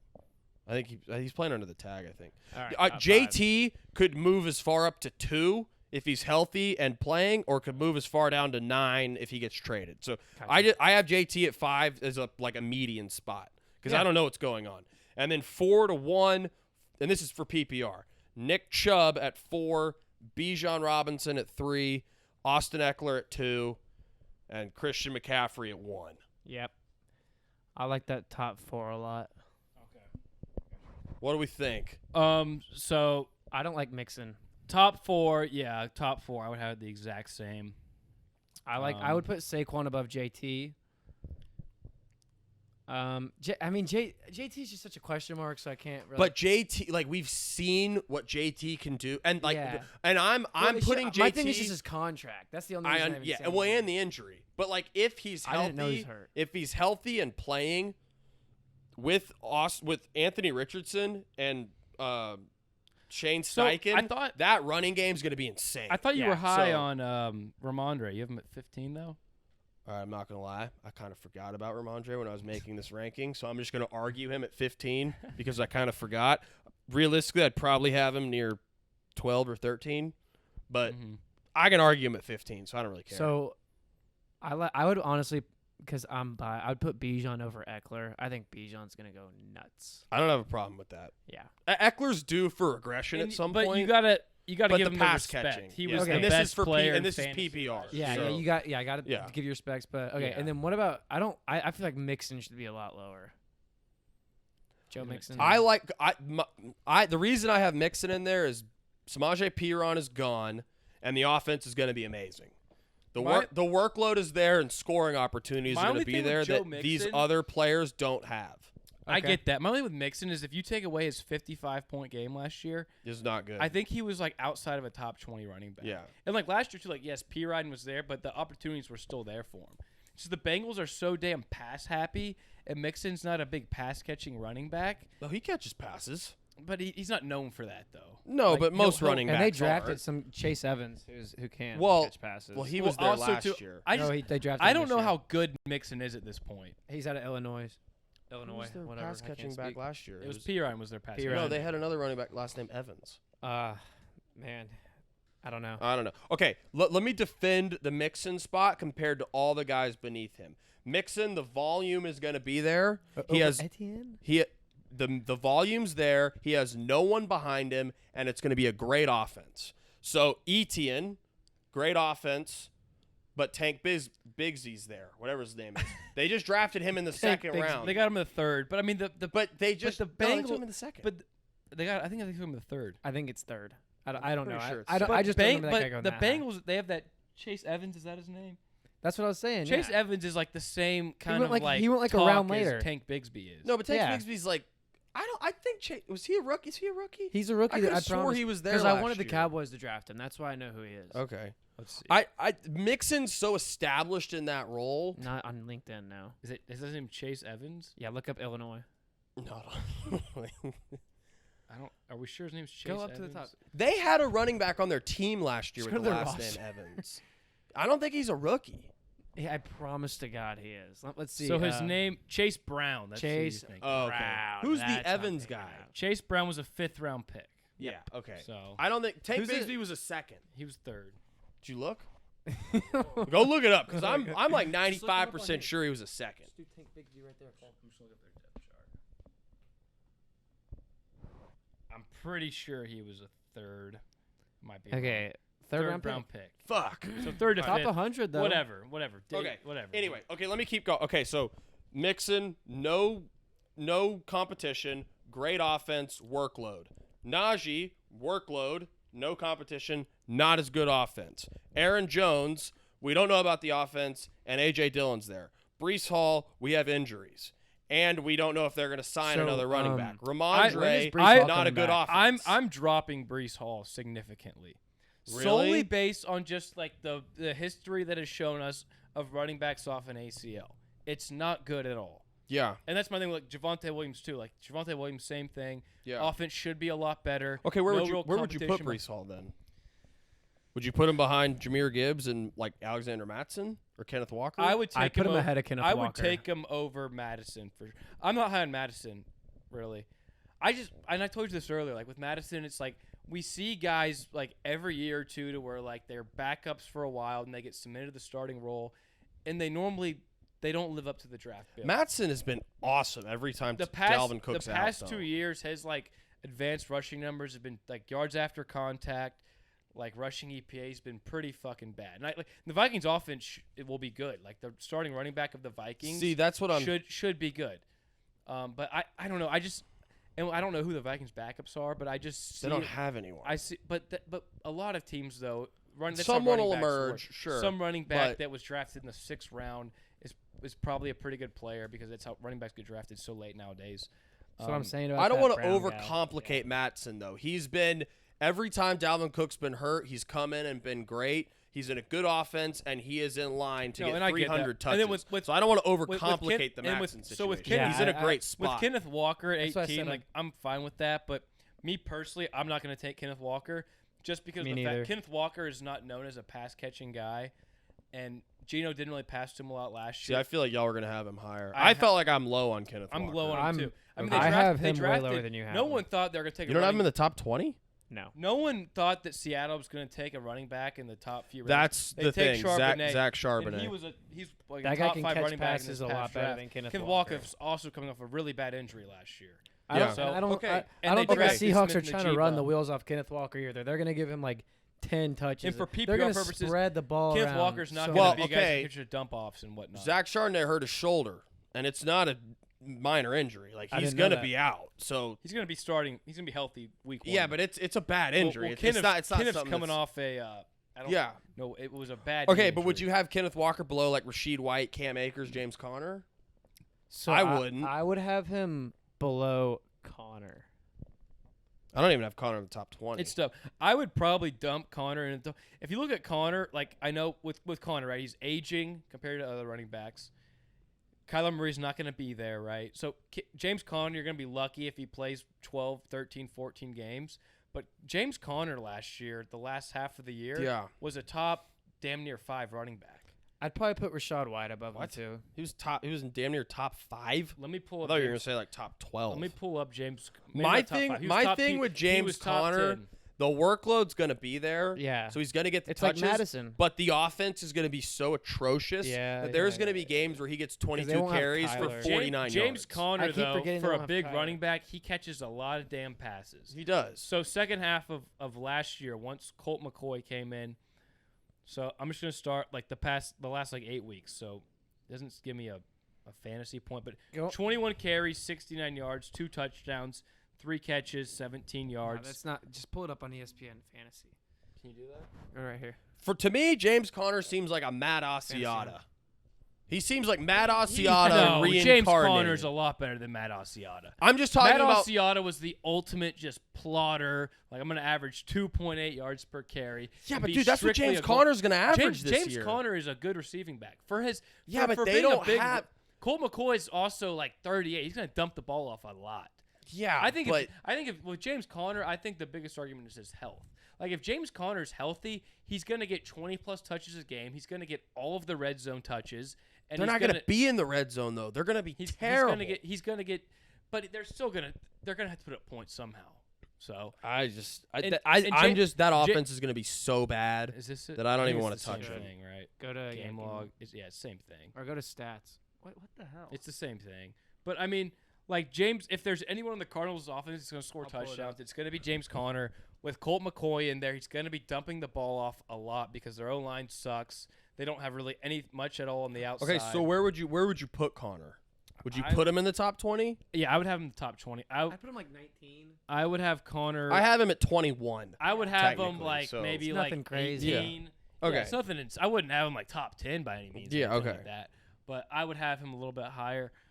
I think the one guy that could potentially be a sneaky guy that sneaks in the top 10 is obviously Alvin Kamara. And it goes back to what we said about Pete Carmichael. He's the ultimate risk reward. We thought they just signed – if they would have signed Kareem Hunt, I would have not say this, but Kareem Hunt, they didn't end up signing him. But, okay, here's James Conner. Yeah, good pull. So James Conner, here we go. So I'll start at week 10. So just go by fantasy points. Where he ranked for the week. Okay. So for week 10, from the end of the season, PPR, week 10, he was the running back 3. Week 11, RB16. Week 12, RB4. Week 14, RB5. Week 15, RB12. Week 16, RB4. Week 17, RB15. And those numbers. That was pretty good. Yeah, So and that averages out probably like top 8. And yeah, the 7 or numbers he 8, put up, it was 24. And that was all with Colt McCoy at quarterback. Yeah, Okay. like, and it was so he put up 24. I'm just rounding up. 24, 13, 21, 23, 18, 25, and 14. That's my thing with For James. me- If James can stay healthy, I think he could be an RB1. I think those year. numbers will regress. He's an old running back on a crappy team. And I just I mean, see... they were terrible last year with Colt McCoy. I know. He'll probably score all their touchdowns though. Not like there's a lot, but but they're he'll not probably gonna- score all of them. But I mean, like, they're going to have to get to the 3-yard line for him to score. But they're like, they're gonna score though. Like it's not like they're not gonna yeah, score. he's an old back who's had injury problems in the past, and the offense is going to be top, No, like I in get the fucking With basement James of the Conner, league. it's I'm just not- injury. Injury is the biggest thing there. That's your Sure. biggest concern.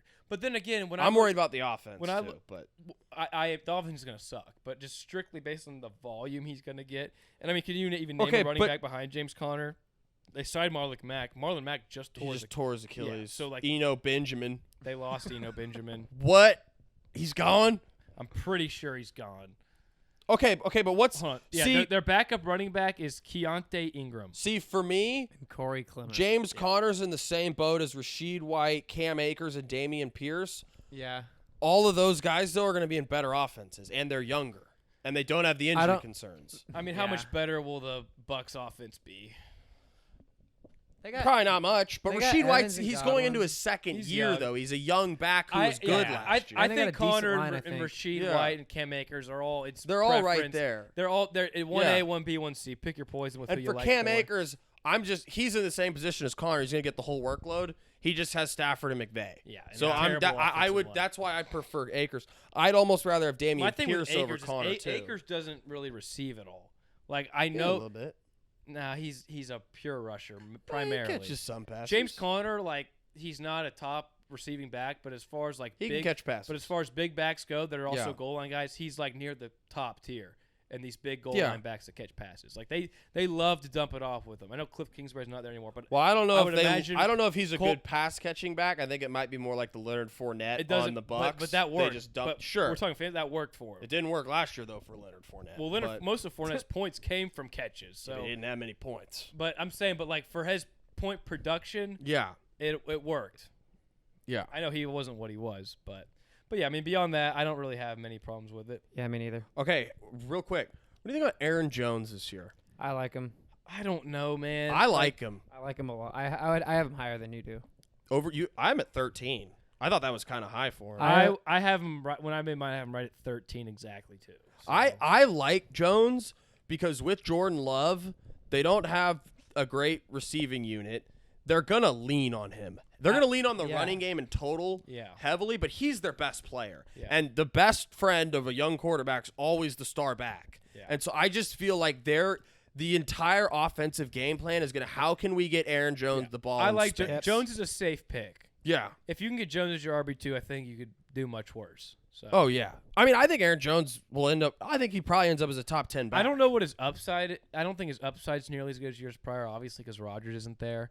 But yeah, you would imagine. I think it could help. You would that imagine. Rodgers You would isn't imagine in there. crisis, Jordan Yeah, Love's I just think going to he'll get dump it more off touches to without him. Rodgers. That's what I'm LaFleur's saying. going to draw up passing plays for Aaron Jones. Yeah. And I mean, obviously, AJ Dillon's going to get his.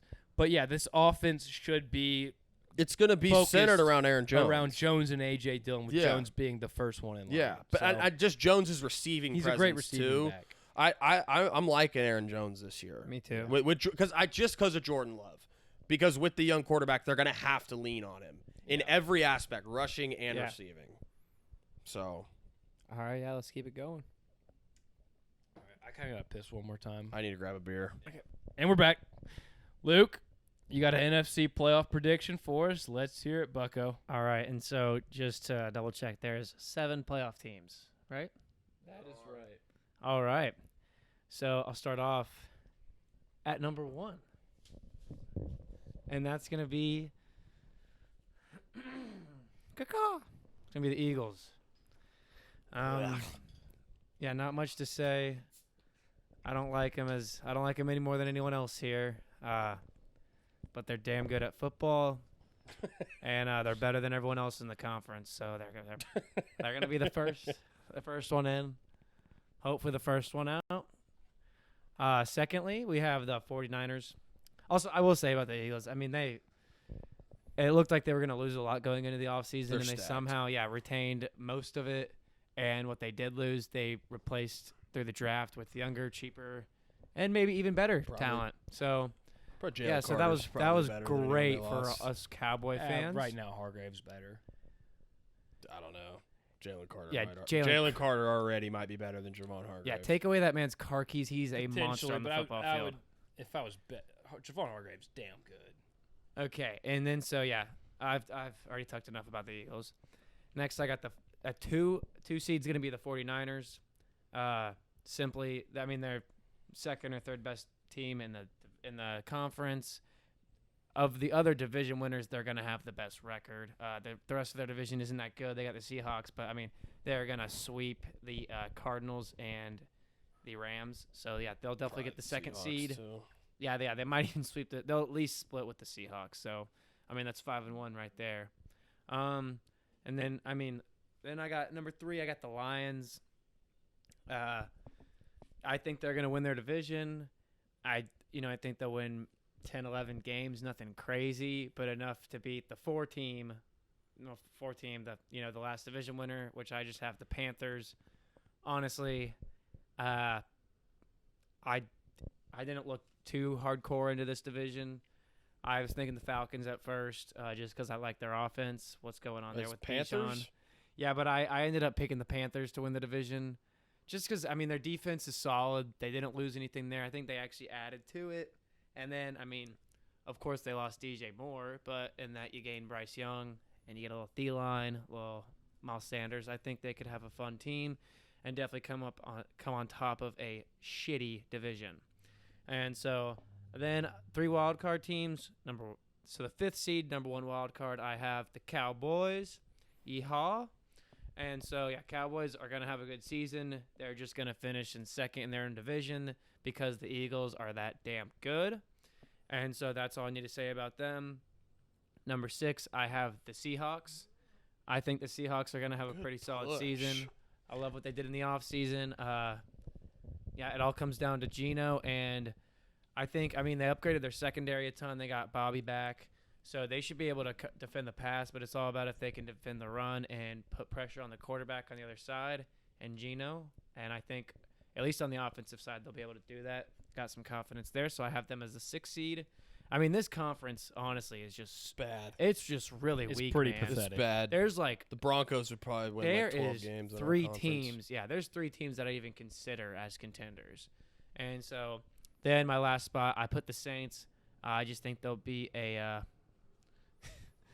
I don't even know. They were just kind of a fill-in. Scrap it out. I think they'll be decently above average coaching. I think they got enough. That. I think. Yeah.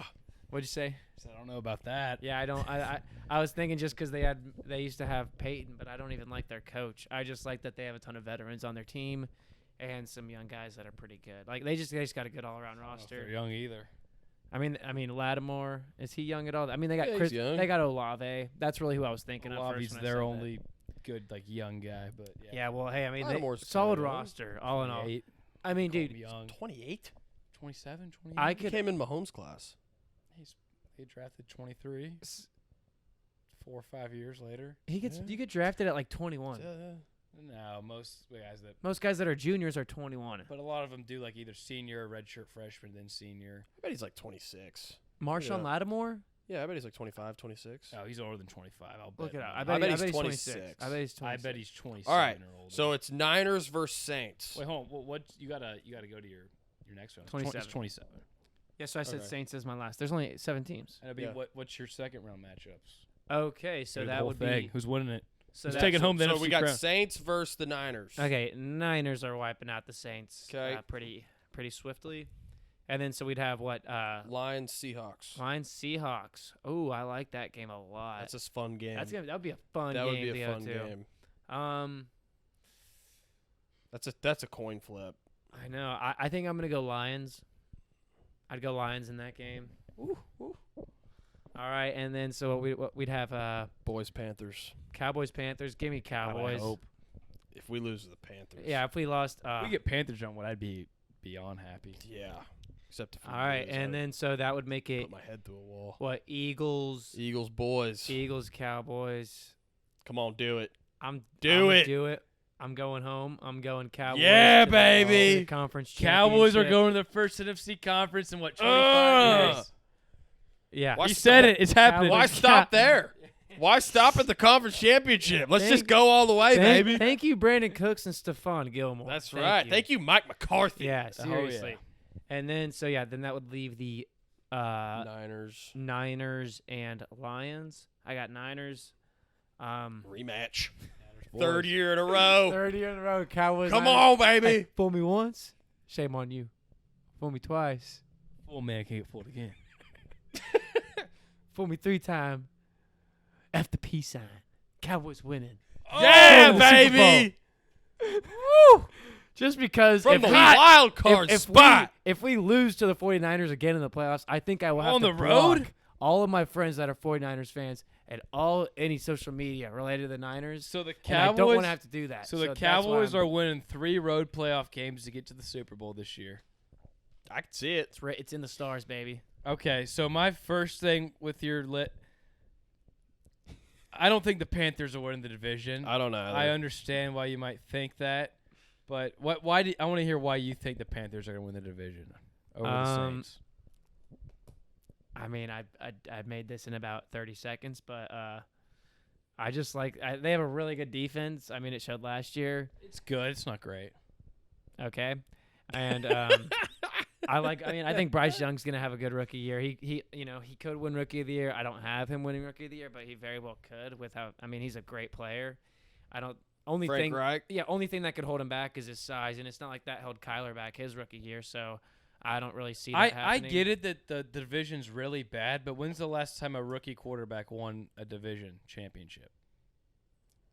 I don't know, but I'm wondering when was the last one? Who was the rookie last? I was just Dak. pick it.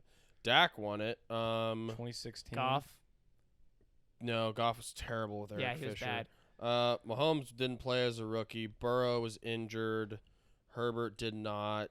Tua Lawrence did did not. not. Lawrence did not. Purdy last year. Yeah, Purdy. Boom. By- Suck it. I guess technically. They played half the year. There's other that happens a lot. I mean, we named the last one was officially Dak. Purdy, Yeah, Purdy. But he played half the year. when he came in, them and the Seahawks were tied for the division. Yeah, he came in. They went Yeah, almost. they undefeated won in the season. undefeated. Yeah. yeah. Okay, hang on. There's others. Yeah. Let me look it up. Who was the year before the Burrow? Deshaun Watson. He might have won it. But that was later. That was the same year as Patty. Yeah. Baker didn't. Darnold. Mac Jones. Mac Jones won his division. Yeah, Mac Jones was the last one. There Yeah. you go. And Mac Jones sucks balls, man. He also has Bill Belichick, but Lamar. No. Oh, yeah. No, his rookie year he did win yeah, it. Lamar did. Yeah. See? Purdy, Lamar, Dak, Mac. But okay, with Mac Jones, Brock Purdy, and with Mac, Lamar, and Purdy, like all 3 of those guys were all inheriting great coaches and great rosters. Bryce Young's inheriting a terrible division. Yeah. I think the Saints are going to win the division, but there is a case that Panthers win it. There is a case. No, and I get it. Like I feel like a lot of people are picking the Panthers to win the division. I just don't see it. Like yes, the defense is decent. The defense isn't great by any means. So like Mac Jones with the Patriots, the Bill Belichick and the defense led them for sure. Lamar Jackson was fresh. Lamar Jackson's a different quarterback, and he was fresh, injury-free. Like I feel like that's an outlier. And then Brock Purdy last year, he has Kyle Shanahan, the best skill positions in the league, and a top 3 defense. I mean, so With for Bryce every Young- single. but the Panthers just have nothing. And I know the division's bad, but Yeah, but all those you had feel like some good yeah, you had a defense. random excuse for all those. So why can't this random excuse be they play in a shitty division and they have a good because I'm defense? comparing the rosters and coaches to the Panthers roster and coaches. What is we all Frank love? Reich's a good we coach. all like. I mean, you Frank said Reich. Lamar was just fresh. That's all you said. No, about Lamar's. I said Lamar was. Well, Lamar first of all he had John Harbaugh. They had one of the best defenses in the league, and Lamar Jackson was also injury free and also a running quarterback that no one had any game film on. Yes, Bryce Young, we have no game film on him on the NFL level yet, but he's not inheriting a Harbaugh, Belichick or a Shanahan. He has Frank Wright, which What about a Jason Garrett? we all like Frank Wright, but in reality, That's what Dak got. in reality, is Frank Wright a top half coach in the NFL? Yeah. Is Yeah. he? I think he is. Yeah, for You sure. think he Espe- is? I Especially think he's the best. offensive. I think he's the best coach in their division. Yeah, especially Maybe offensive, Arthur man. Smith, but I would take Frank Reich over any of those coaches. I would take him over Mike McCarthy. I'd take him over. I would take Mike McCarthy over Frank Wright. Really? Frank Wright hasn't proven anything. Frank Reich was great with the Colts for a while.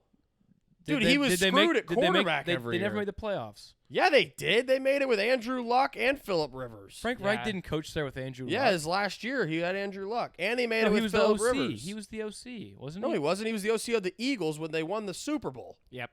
And then he came to the Colts. He had Andrew Yeah. Luck. They won it 1 year. Yeah, they he- made it the he- next year with Phillip Rivers. He got screwed because They almost yeah. made it with Carson Wentz, except Carson Wentz screwed it up against the Jags the last game of the season. thing that tainted his reputation was picking Wentz to come because he was like, "Hey, give Yeah. me Wentz to the Colts." Well, and they should have won that division anyway. It's just Wentz it's shit just- the yeah, bed. yeah, Okay, against Wentz the was tripping on his Jags. own feet. yeah. Regardless, like I get it. The division sucks, but I would not. I mean, the Panthers' defense is decent. Their offensive line's decent. Their skill positions are terrible. And Bryce Young is That's an one thing, like- undersized rookie quarterback. And yes, it's a bad division, but I would, and I am going to bet this, a lot of money on New Orleans to win the division. I would bet New Orleans too. But I'm saying the Panthers, I think, are the second best choice. Yeah, and I Yeah, still, I I still have agree the with that. Saints getting in the playoffs. I agree mean, with that. I don't think the Panthers are going to win the division. Let's talk about what the fans really want us to talk about. The Cowboys going to the Super Bowl. Now, realistically, Okay. there's 3 teams in the NFC that can compete. It's the Eagles, the Niners, and the Cowboys. For And, anyone who doesn't think that is stupid. Yeah, and like and- you really and like I- those and are I'm, the like, 3 dead teams. The serious. Lions like- aren't competing. The No, Seahawks the aren't Seahawks competing. aren't competing. The Giants aren't Saints probably competing. aren't And like competing. I would definitely put Eagles, Niners, maybe right above definitely Eagles, maybe Niners right above the Cowboys. My Yeah, thing Niners is, over I the mean, Cowboys. the Cowboys are close enough though for it to be like a coin flip for me though, to where I'm gonna be like, hey, I'm gonna be. How many times does a team, unless they have Tom Brady or Patrick Mahomes, repeat as the conference champion? Yeah, Almost never. And I know the Eagles roster is great, and they have Jalen Hurts and everything, and they are the odds-on favorite to win it. And if Something's I had bound to to go bet right bad. now, I'd bet the Eagles. You know- but it doesn't happen that way. There's only two But other also- teams that but are also- realistic. and one But thing you're I will saying say, Brady too- and Mahomes, like Brady and Mahomes never played in a conference this bad. And Brady, No. for most of his years, didn't. Like this NFC conference is as weak It's as a bad. conference Yeah. has been the Hey, past No, 10, but 15 years. I'm like I What- said, hey. I'd still bet the Eagles. But it does. You just look at NFL history; it doesn't happen a lot. Okay, And the only other team's the Niners, who we have no idea who's going to play quarterback yeah, week 1. and the then Eagles it's the too, Cowboys. Look at the Eagles last year. I don't think they had like a single significant injury, did they? And they didn't beat anyone good. Yeah, like so. My thing with The them whole is year. they are due for some serious like injuries. But some Phil, kind of regression, even if like, they are, but Philly is as deep as they come. Yes. They have 4 Pro Bowlers on the offensive line. Their D line has 4 Pro Bowlers. They have 2 Pro Bowlers in the secondary. Like they have Jalen Hurts. I'm gonna That's true, but- I'm gonna directly. I mean, Cowboys were like, I'm gonna Cowboys were directly hurting quote- last The year. Eagles have like 12 Pro Bowlers. I'm gonna directly quote Nick Wright. The Cowboys had 5 losses last year in the regular season. Week 1, overtime against Aaron Rodgers, overtime against Trevor Lawrence, the game against the Eagles when Dak didn't play, and the last week of the season when we benched everyone. But- then we ran into the Niners buzzsaw, fully healthy, and had multiple opportunities to beat But them. you know Yep. where this is going, right? And then what we it put all Zeke comes at down center. to I know. Is if can Dak get you over the I hump? know what it comes Can down he? to. I know. And even if I'm a betting man, which I am, if we have Eagles Cowboys or Eagles Niners, even if the Eagles, let's say Josh Sweat's hurt, fucking Dallas Goedert's out, I don't know, throw in Jason Kelsey, I'm still gonna take the Eagles over the Cowboys. I'm not. And that's 3 Pro Bowlers that I'm just Cowboys saying. Eagles Josh games were all Sweat's not a close Pro last Bowl. year. Josh man. Sweat has made a Pro Bowl 2 years ago. Josh Sweat's not a Pro Bowl. He made a Pro Bowl 2 You years could have picked a ago. lot of other people. Josh Sweat's not a Pro Bowl. He made the Pro Bowl 2 years ago. What are you talking Dude, about? Josh Sweat didn't even start for them last year.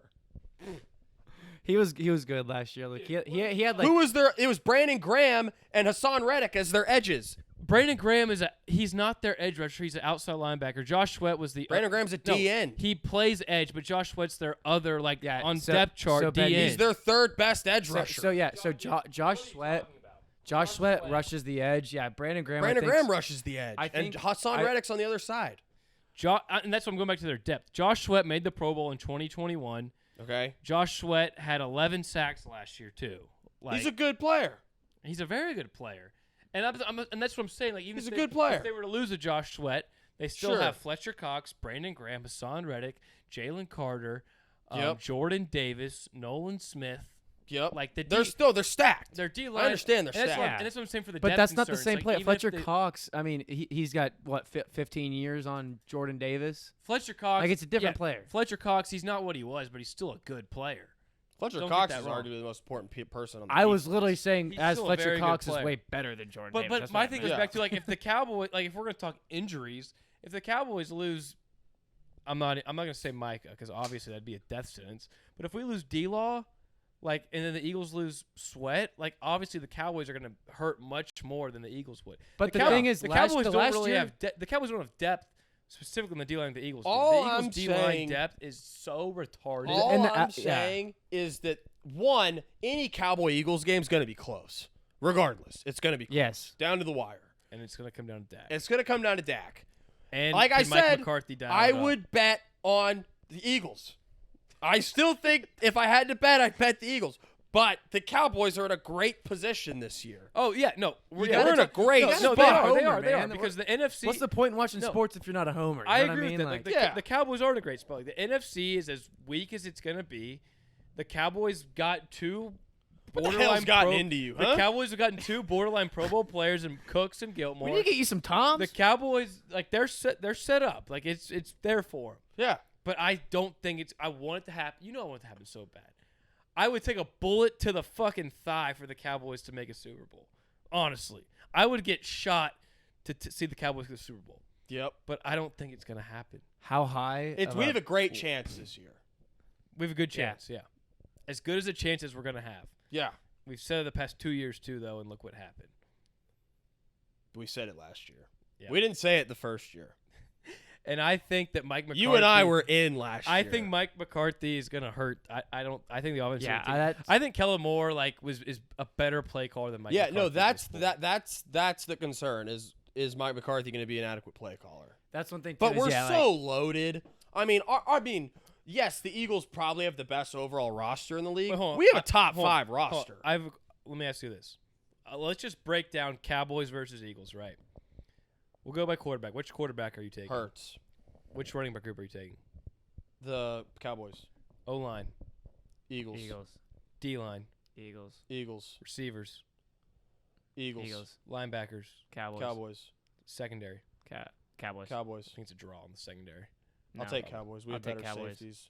Yeah, Corners are a draw. We have better safeties. But I mean, we what got matters, Gilmore and Diggs. What matters and the most? Bland. Quarterback and O-line and D-line. The Eagles have us on all three. Yep. And I don't think okay. I don't think it's an But argument. they have us on all 3, but we're not far behind. We're I mean, not. Dak's not Jalen Hurts, but Dak's good. Our offensive good. line's a top 10 O-line in the league, and our D-line is a top 10 D-line. One thing, too, bro. So like, it's not like they have a great D-line. We have a shitty They D-line. kept so many you drives know- alive with that stupid little QB sneak, which I'm pretty sure they can't do it this year. Yeah, they can. They can? Yeah, they can still do it. Wow, that's fun. It's all right. We got That's so Micah. gay. He's gonna No, I'm jump not over saying the like line I could see a nail world where the Jalen Mike Cowboys. McCarthy I'm will not saying the jump Cowboys don't have a chance to make the Super Bowl, but He's gonna closline Jalen. Mike Hurts. McCarthy's think the sitting up. Eagles. I think the Eagles or Niners are going to go back. Probably the Niners actually, because I agree with you. Like You I know, don't think we're going to see a repeat, but I would bet the Niners if I had to bet. I think You the bet Cowboys, the Niners over the Eagles? I'm saying based on your theory, if we don't see a repeat, very Typically, often. we don't. Okay, hot take. I think the Cowboys need to suit up Jerry Jones, put him at left tackle, suit up Mike McCarthy, put him at defensive tackle, solidify the line. You get depth. You Put get Big power, Mike at You fullback. get knowledge. You get experience. Maybe bring Kellen You get Moore money. back for QB, huh? I mean, We got Cooper Rush. We're fine. Kellen Moore at Boise. Kellen Kellen Moore Moore. Boise is dog. pretty good. Get that left-handed assassin. I mean, in there. Cooper Rush is a monster. Hey, we still got one of those old helmets in the locker room for Antonio Brown, right? I mean, this Robson No, we don't need could any get more a lot more receivers. We're depth. good. I mean, yeah. receiver. Beyond that, I mean, I don't have much to. I think the Lions will win the division probably. And yeah, whatever team wins that division. it'll be Honestly, the 3 seed. Lions division, I Yeah. could see any of the 4 teams winning it. Yeah, I I think like the the Bears have Lions. the worst Lions were chance, next team but- into the playoffs next year. But That's yeah, why I well, had them there you too. Kinda, yeah, you went with the Vegas picks, but yeah, beyond that. We got anything else on that? No, we're You good. want to get into the fun stuff? Yeah, Let's let's get to do the it. fun stuff. All right. So first one up. A would you rather? Oh, So- buddy, let me get comfy. And this is would you Feet are coming out. This is would you rather this guy versus the other guy, like prime play, right? Prime play. Can you put I don't want to block my face. And just put him down. Put him down. How's it blocking your face? I don't want you to hit the laptop and shit. Luke, Just once put you him get down. 10, once you get 10 pods, then you can put your feet up, pal. Suck All my right, dick. you're I'm a not- rookie. I'm not doing another one after that. All right, let's just get into it. So, would you rather have in their prime Tony Romo or this player? Tony. Okay. I don't even care who's next. First one up: Tony Romo or Dak Prescott. Tony in a Tony. fucking by a mile. I would rather have Tony too. Tony's so That's much easy. better. Tony's so much better. Tony never had a roster that Dak had, and I Fuck think no. if prime Tony had Cowboys' current day roster, that team is beating Philly. The 2 times he Yeah. had it, Dez dropped it apparently, Yeah. and then he broke his back. So All right. So that's chalk there. All right. Tony Romo or Matthew Stafford. I gotta go Stafford. He won a Super Bowl. But Tony never had that Rams roster. Never I had Sean know, McVay. but Tony was but hindered by Tony. Jason Okay, Garrett. but okay. I'm Tony, going Tony. Tony He's and going. I love Tony. Tony dude. and Stafford were in the same situation in Detroit and Dallas, they're and kinda they similar were the players. same. We saw Stafford get the roster and win a Super Bowl. Yeah. We No, we never saw Tony. I do agree with that. you. I would go Stafford just because he did make it to the promised land. Yeah, And Tony never. yeah. Tony never made a conference championship. Yeah. With some good roster. He made it to the around. divisional round twice? Yeah. And once because we had a You're bye. gonna go Tony over Staff? I can't fault you for that. I'll go Tony. They're so close, man. Yeah, but that Super Bowl obviously. If Stafford never had that Super Bowl, If then you it's- asked me coming out of the tunnel 5 minutes before game time and you said you can have one quarterback, you get Tony or Stafford, I'm going Tony. That's what if what you I'm ask thinking, me in the yeah. spirit of the moment, it's Tony all day. Yeah. Because we're Cowboy fans. Yeah. But yeah. You see Tony, he's got. I mean, they're both number 9, but Tony's just. This, got- I think Just Tony. I think this one should be easy. Tony Romo or Andrew Luck. Luck. Luck. Not close. Yeah. Luck. Yeah. Okay. Tony Romo or Eli Manning. Eli. I'm I going really Eli. wish Brophy was here for I this. do too. I do too. But I have to go Eli. He won 2 Super Bowls. I'm with Cole. I have to go Eli. He's a winner. Is this for one game or is this Yeah. for like a season? This is like one game, prime play. Martians have the death ray pointed at Earth. Exactly. No Okay. Iguodala. Well, if we don't have Iguodala, I'm gonna Yeah, I'll take, go- I'll ta- I'll okay, take I Eli. gotta take Eli. Go Eli. That Okay. really hurts, but I have to take Eli. Tony Romo or Lamar Jackson. Lamar. Lamar. Yeah. Lamar. You can give me prime Lamar. That Yeah. thing. I mean, So Lamar you is win that too game. dynamic. All right. Tony Romo or Jalen Hurts. Hurts. I knew this one was coming.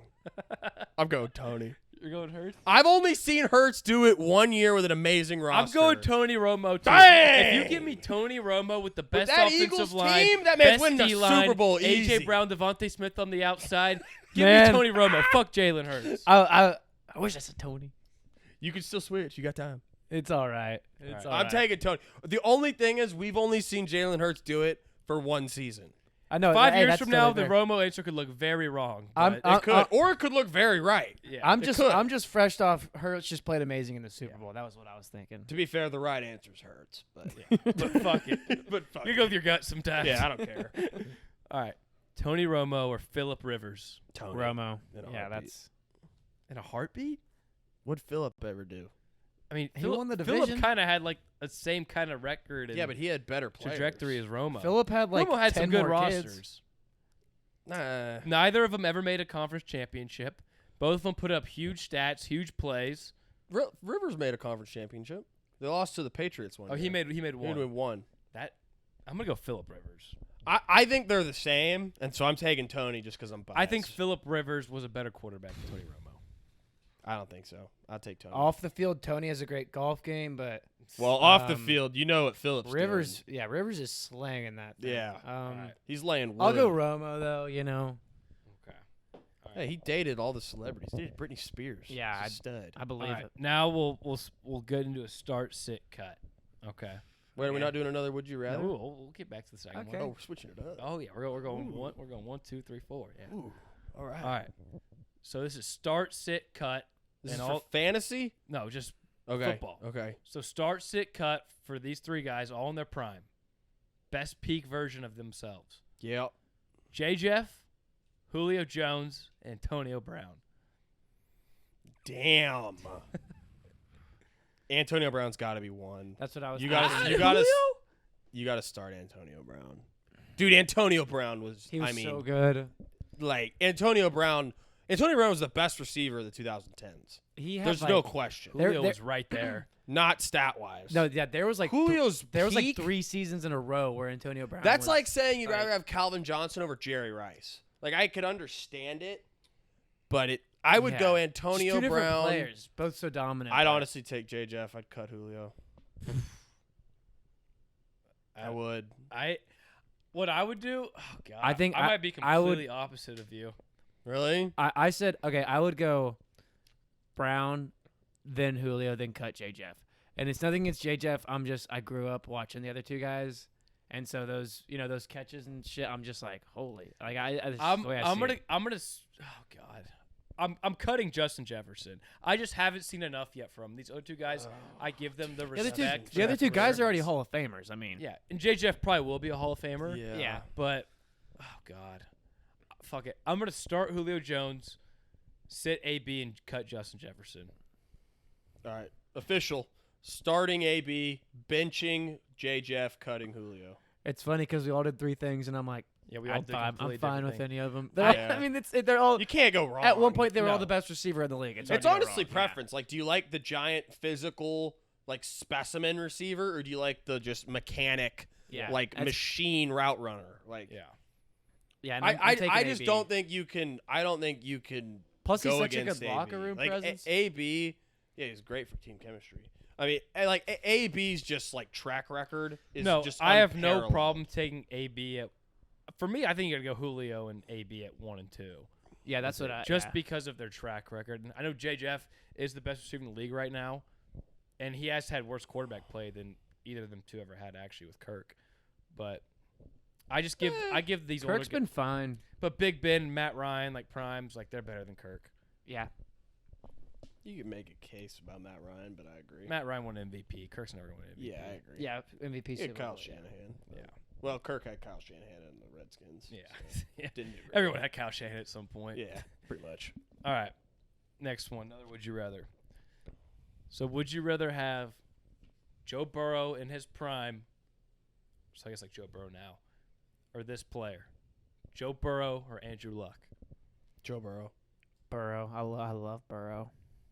I think Burrow's already hit a higher peak than Luck ever did. But did Luck ever? Luck never got to show that peak though. Luck got to the conference championship game against the Patriots. Those Colts rosters though were I never mean, like they that got great. steamrolled. The Bengals isn't though, especially the year they made the Super Bowl. They weren't. They had no I business. mean, Luck being never had it. there. That was- yeah, Jamar that was their Chase, first though, year and off T. the- yeah. Higgins on the outside. No, But I'm gonna go Joe Burrow too. But I think that one's pretty damn close, honestly. Yeah. I it's close. I'd take Joe. I'll go Yeah. Joe too. All right, Joe Burrow or Cam Newton? Joe. That's easy. Wait, and 1 year Prime. So like MVP Cam. Cam. I'm going Joe. Cam was so fucking sick that year. Cam was good for 1 year though. But we're But taking him we're for 1 taking year. the in his 1 year. prime. You're taking like their best play. I'll take Joe's. I'm gonna go Joe too, just because of Cam's passing limitations. Same, yeah. It Like- like if I got down in a game with Cam versus Joe Burrow, I have no problem being down in a game with Joe Burrow. If I'm down in a game with Cam Newton, I'm worried. Yeah. It's All fair. right. Joe Burrow or Phillip Rivers? Oh, that's easy. Joe. Joe. I'm gonna go Joe too. Joe Burrow or Big Ben? Joe. That's actually kind of tough. Dude, Big Ben was a stud. He was really Big good. Ben was amazing. I have to go Ben. I think I have to go Ben. He's won a Super Bowl, Joe. and I'm going Joe. I think he's better. I think Burrow's better. Ben, that's the closest one. my thing is but just the respect for the guys that have done sure. it for me. I Like, get that. Yeah. But I talent-wise, Joe's better. All right. This next one should be interesting. Joe Burrow or Drew Brees? Joe. No Drew Brees. way. Drew Brees. You're going You to have take go Drew Burrow over Brees. Breeze? I don't- Actually, shit, I kind of want to. I'm going Drew Brees. No, like, you gotta off his go. Body You of gotta work go and Brees. legacy.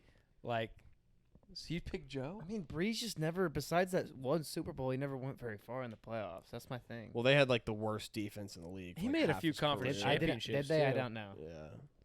He also had Sean Payton. Oh man. No, fuck it. I'm going Joe.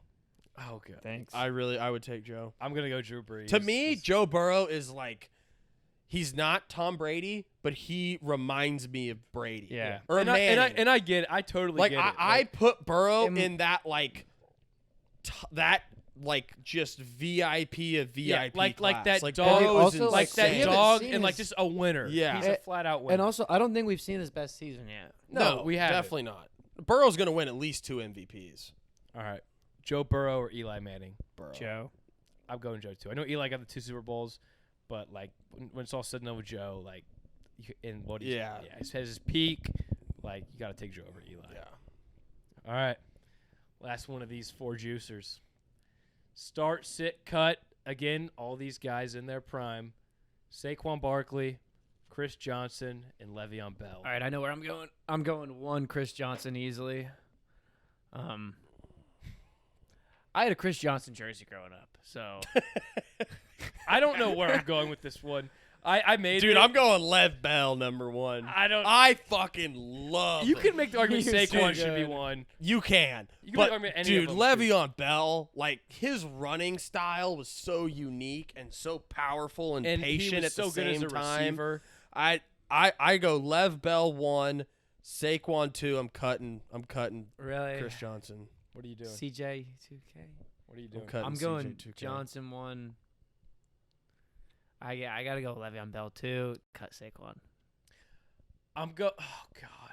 I don't think there was any doubt when Le'Veon, like those 2 years that he was, like there was no doubt he was the best back in the league. I think a lot of it. they wouldn't pay him. I think a lot of it too Yeah. is like when Chris Johnson played, running backs just were not as big of an emphasis in the passing game, and so Chris Johnson, I don't think got to like show his passing and receiving abilities. We're gonna get torn up on social media. Yeah, for not probably. picking CJ for not picking Chris Johnson. I think I'm gonna follow you, Luke. I think I'm gonna go Le'Veon Bell 1 because Yep. of his patience and also his work as a receiver. Saquon 2, which I think Saquon could even be 1, and then I'm sorry, Chris. Like I love Chris, but I think I'm gonna put Chris Johnson 3 because we never saw him. as a Y'all are We never children. saw Chris Johnson be an elite pass Yeah. catcher. So even though his Chris Johnson's like breakaway speed is definitely better than the other 2, I think if you did a But- general consensus poll, Chris Johnson would be #1 though. probably I'm gonna cut him though. I'm cutting him too. It's a nostalgia thing, but at the same time, I mean, he was. He ran for over 2,000 yards. He's yeah, amazing. I mean, Yeah. CJ 2K baby. All right, well that's those 4. Let's take one more break. I gotta piss one more time. Oh, Next up, the Buzzsaw has a fantasy football Would You Rather edition. Let's hear it. You're damn right. Let's hear it. All right. Would you rather fantasy football edition for this year? Would you rather have Jahmyr Gibbs or this player? Okay. Jahmyr Gibbs or Kenneth Walker? Gibbs. Gibbs. I'm going Gibbs too. Kenneth, like we said, with them drafting Charbonnet, Yep. Kenneth Walker coming off a bad injury. I know Jahmyr Gibbs has David Montgomery there, who will probably vulture a lot of touchdowns from him. But with the passing upside with Gibbs, and they drafted him at 12 for a reason. Yeah, this is PPR. Yeah. I mean, they literally they gave away Swift because they They wanted drafted him him so 12th overall. bad. Yeah, they're going to use him. Yeah, they're gonna Give me use him. Gibbs for All right. sure. Gibbs or Aaron Jones? Jones. I'm going Gibbs. I think his upside's higher. They're both in a 1A, 1B backfield, but I like the upside of Gibbs more in the Lions offense versus Jones in the Packers offense. I'm going Aaron Jones. I think I think he's going to get more of a workload, and I think pass catching is going to be similar. I think he'll. My thing with that is like I think both of their floors are kind of low depending on game script and how I things think go. Jones is high. You think Jones's floor is low? I mean, we saw games last year where Jones dropped 6 points. With Yeah, Rodgers but in. if whatever the game script is, Jones fits it. If they're up, they're going to run the ball. If they're down, he's going to be the pass catching back. I don't know. And Love's gonna rely on those dump offs, man. I think It's if a point I each think, time, But even at last least. year, like games against like the Bears where they're up, like AJ Dillon was getting 15 carries in that game. Jones still got 15. I know, but in a game, I don't know. I think both of their floors are pretty low, and I think that Gibbs' ceiling is higher because of the potential in the Lions offense. Like, I don't see Jones getting in a game with the Packers to where it's 41-38 and Jones. I just don't see the Packers offense having that upside. With the Lions, I see them in a game like opening day against the Chiefs to where they could be down by 2 touchdowns, and Gibbs catches 9 passes for 90 yards and also rushes a touchdown or 2 and a receiving touchdown. I think Gibbs' ceiling is higher. That would be a hell of a game. It would be. 9 catches, 90 yards. I'm saying just like in the air. air. I'm saying like Jesus. I mean, then 15 carries for have like 40 yards. points. in a game where Detroit 6 like, tutties. they play the Chiefs Yeah. like opening game. He yeah. could have that kind of stat line. I week get it. 1. Yeah. I just think throughout the season, the workload for Aaron Jones is going to be there, and where the Lions' offense isn't going to be centered around Gibbs, it's going to be centered around Amon-Ra and then the running game. The Packers' offense is centered around Aaron Jones. Yep. And I'm taking Jones. I think his floor is much better than Gibbs. Yeah, I agree. I think ceiling, I think probably Gibbs has a little bit better ceiling, but there's going to be games where Aaron Jones has 2-3 touchdowns. Like, he's done that before. Aaron Jones drops 40 points once a week every year. So, okay, Jones, Gibbs. Yep. All right. Jahmyr Gibbs or Najee Harris? I'm going Gibbs. I'm not that high on Harris. Najee Harris. I'm going Najee. Like, Najee looked good the second half of last year, but It's just the workload. in PPR Workload. They added P- two. They added at least 2 starting offensive linemen. I think Jalen Warren too is going to get his touches. I know They got- obviously Montgomery's added- there, They're gonna have a but- 5th. They're gonna have a 6th O lineman in Darnell Washington on the field half the time. but if we're talking about game script too, like I see the Steelers in a lot more of like 21 to 17 battles to where they're grinding out wins. Not a lot of passing. Maybe Najee will get 20 carries, but I see the Lions in a lot more fun shootout games to where Gibbs will. I think Gibbs' ceiling is definitely higher. I don't. There's a world where Najee rushes for 1,700 yards and 16 touchdowns. Oh. I mean, they're going to be a running offense. They are, And, but I mean, Najee's the bell cow. Like, there's not many bell cow backs left in the league, and Najee's the bell. He is a bell cow. I don't know if he's. I think Jalen Warren's going to get his though. To where I don't think Najee's a bell cow like a Saquon or like a Pollard. I think he or is. Like, I don't know. I think he's going to get. I think Jalen Warren was good last year. I think he's going to get his. I'm taking Najee strictly because of the workload. I'm And touchdowns. He's going to score just 10 not touchdowns. high on Najee. no one's Okay. vulturing Najee, and he's gonna get 300. Warren carries this could year. vulture Najee, like he could. Yep. All right. I wouldn't bank on it. Jahmyr Gibbs or Travis Etienne? ETN. Etienne. I'm going Etienne too. Yeah. All right, no debate I there. just think the Jags offense. Yes, they drafted Yep. Tank in the 3rd round. The but- Jags have potential to be one of the best offenses in the league. I Yeah. mean, so do the Lions, And- but they don't have a David Montgomery and there. Etienne can do it all. Yep. And I'm you not. said it I'm earlier. not- They got Bigsby. I'm not gonna buy into. I'm not gonna buy. Bigsby's good. I'm not gonna. We don't know what Bigsby is at all. So Wait till you see him. I'm not gonna- He's big. He's big, boy. I'm not gonna buy into Bigsy's stock too much yet. Yeah. So All right, Gibbs or Ramondre Stevenson? I'm gonna go Gibbs. Really? My thing with that is just like, yes, last year Ramondre got a huge workload, and because Damian Harris got hurt, but we've never seen a true bell cow running back from week 1 on in a Bill Belichick offense. We have never seen it. LeGarrette Blunt. He had James White around him, And he ran for 4 touchdowns a couple times. but he also didn't receive it all, and he probably was running for 20 carries, 80 yards, and 3 touchdowns. I'm going Ramondre. I'm going One, Gibbs. because Ramondre's a great pass catcher, so they're not going to have to take him out on 3rd downs. And I know Belichick's always done that with running backs. They don't have backs. White's gone. Brandon Bolden's gone. But that's how Brandon Bolden was never even like a starter. I know, but that's how the Patriots work. is that Ramondre Stevenson. The Hold on. Patriots have a 2nd, 3rd guy. that no Ramondre one knows. Stevenson- Do you remember Jonas Gray? Yeah, he was great Yeah. for a couple games. Exactly. They have Ramondre those guys. Stevenson is the That's best. That's my point. He is the best player on their offense by far. And now with Bill O'Brien, he knows for the offense to be successful, it has to run through Ramondre. There's no other way. There really isn't. But no, He has to but be regardless, the center point of the offense. I think that Ramondre had an absurd workload last year. I don't know where he ranked in the league of top running backs workloads, but it was like damn near the very top. No, it wasn't. They had Damian Harris last year. I'm saying once Damian went out, when it was only the Ramondre show. But yeah, he was awesome. But he was great. But that's what it's going to be this year. But I don't think that's going to be their game plan. Is like Ramondre is getting 90% of the touches at running back. I just don't know where else they're going to go for that offensive production. But that's how think about. And he's an amazing pass catcher. Think about James White though. Before we knew who he was, he was a nobody. He was a late round pick. Yeah, but we'll see if they find another one. So far, they haven't found one. Now they might. But that's what Belichick does. They find these. They guys. might, but. They might not, and if they don't, Ramondre is going to be a top 5 back. Most times than not, they do find these guys. We'll see. I'm going to take Ramondre. Y'all are both going Gibbs. I went Gibbs, yeah. All right, Gibbs or Joe Mixon. That one's tough. I'll go Gibbs just because I don't like Mixon. Really? I'm going Mixon. I'm going to go Gibbs too, just because if you take out Mixon's 55-point game.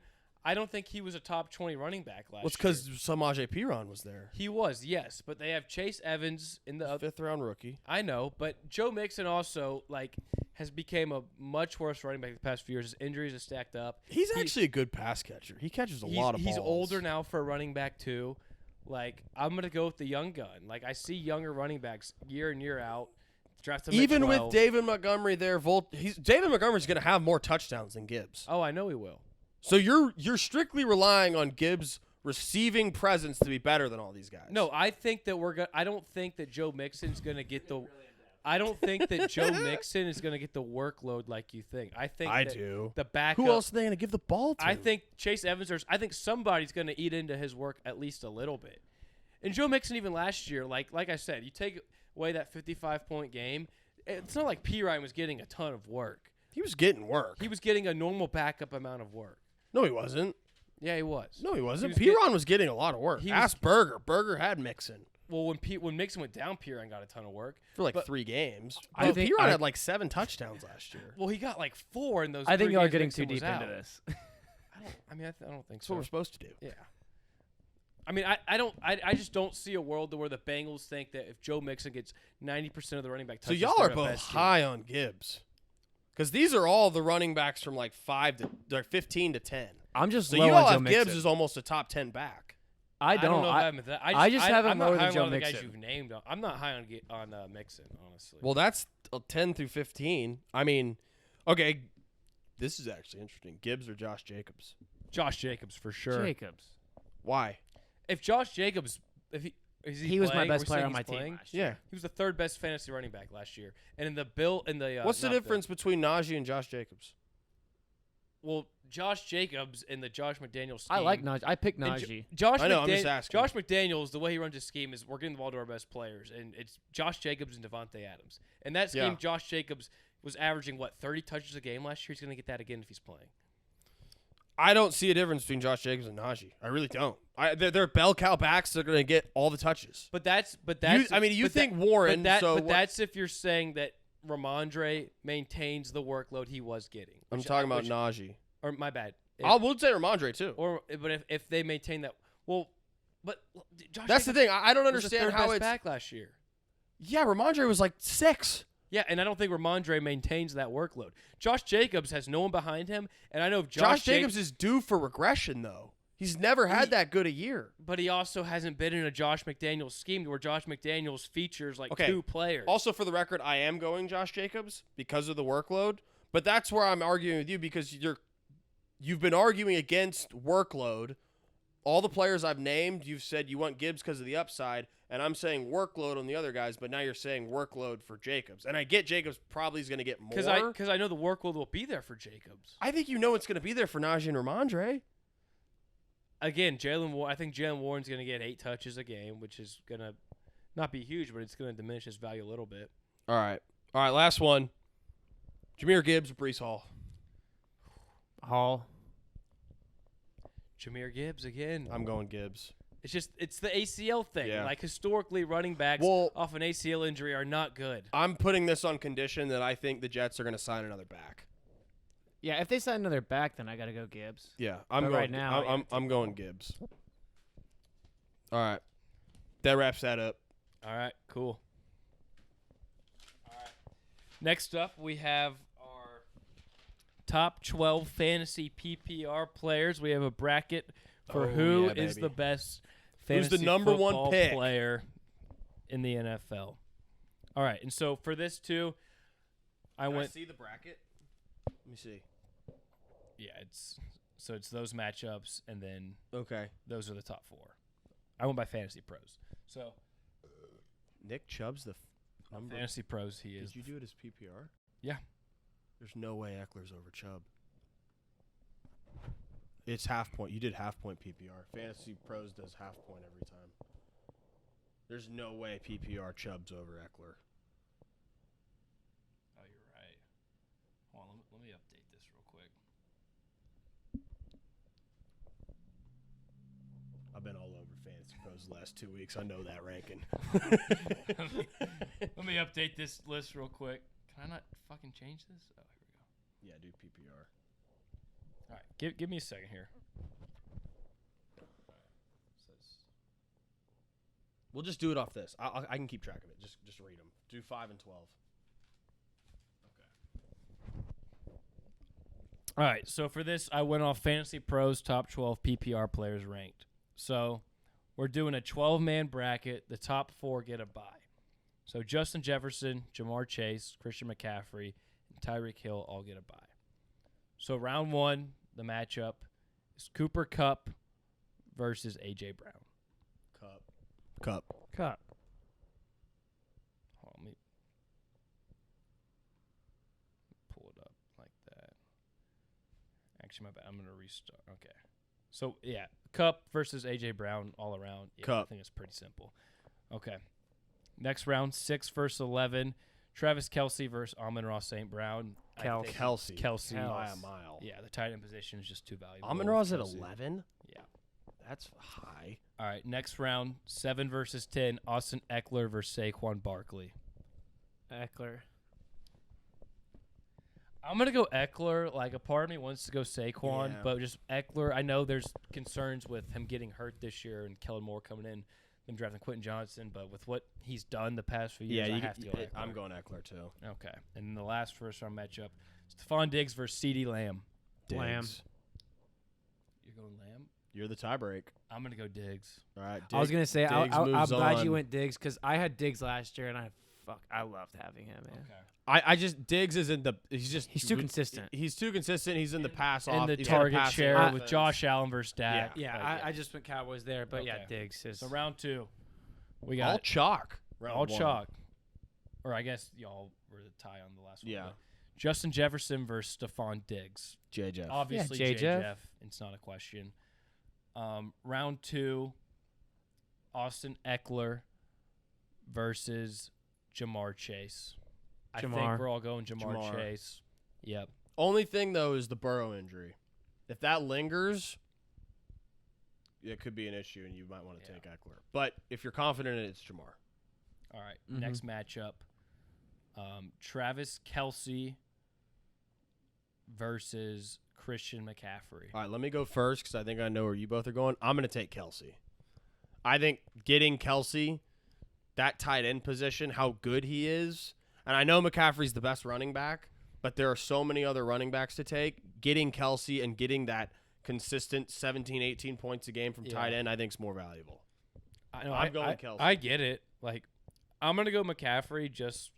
I'm not ready to just kill the running backs in fantasy yet, and we know if McCaffrey's healthy, he's going to put up more points. That's than any why other I wanted skill it to position go player. first, so there'd be a tie break. Yeah, you're good. Yeah, because I'm going McCaffrey as well. It's just he's gonna have like multiple 30, 40 point games. All right, and then next up, Cooper Kupp versus Tyreek Hill. I like Hill. I'm gonna go Cooper Kupp. We saw him, break records 2 years ago. Assuming I know he had that injury, but assuming he's healthy, he's gonna be right there. I'm with going J-J. Cup too. I think with the Rams defense, they're going to be down in so many games. As long as Stafford's healthy and Kupp's healthy, Kupp was the number one player in fantasy until he got hurt last year. Kupp is just unreal when he's healthy. Okay, so the only upset I guess was 5 over 4 and Kupp over Hill. Yeah, so it's JJ versus Kupp. So next round, 1 seed Justin Jefferson versus 5 seed Cooper Kupp. J. Jeff. Yeah, I think we're all going J. Jeff. There is an argument that Kupp should go over him. There is. But there's Injury, problems. yeah, There's injury Matthew can't, Stafford's potential of injury. I'm going to go J. Jeff too. And if you're picking number 1 overall, you're picking safe too, because if you miss on that pick, you are fucked. Yeah, so J. Jeff advances to the finals. And then next up, 2 seed Jamar Chase versus 3 seed Christian McCaffrey. Jamar.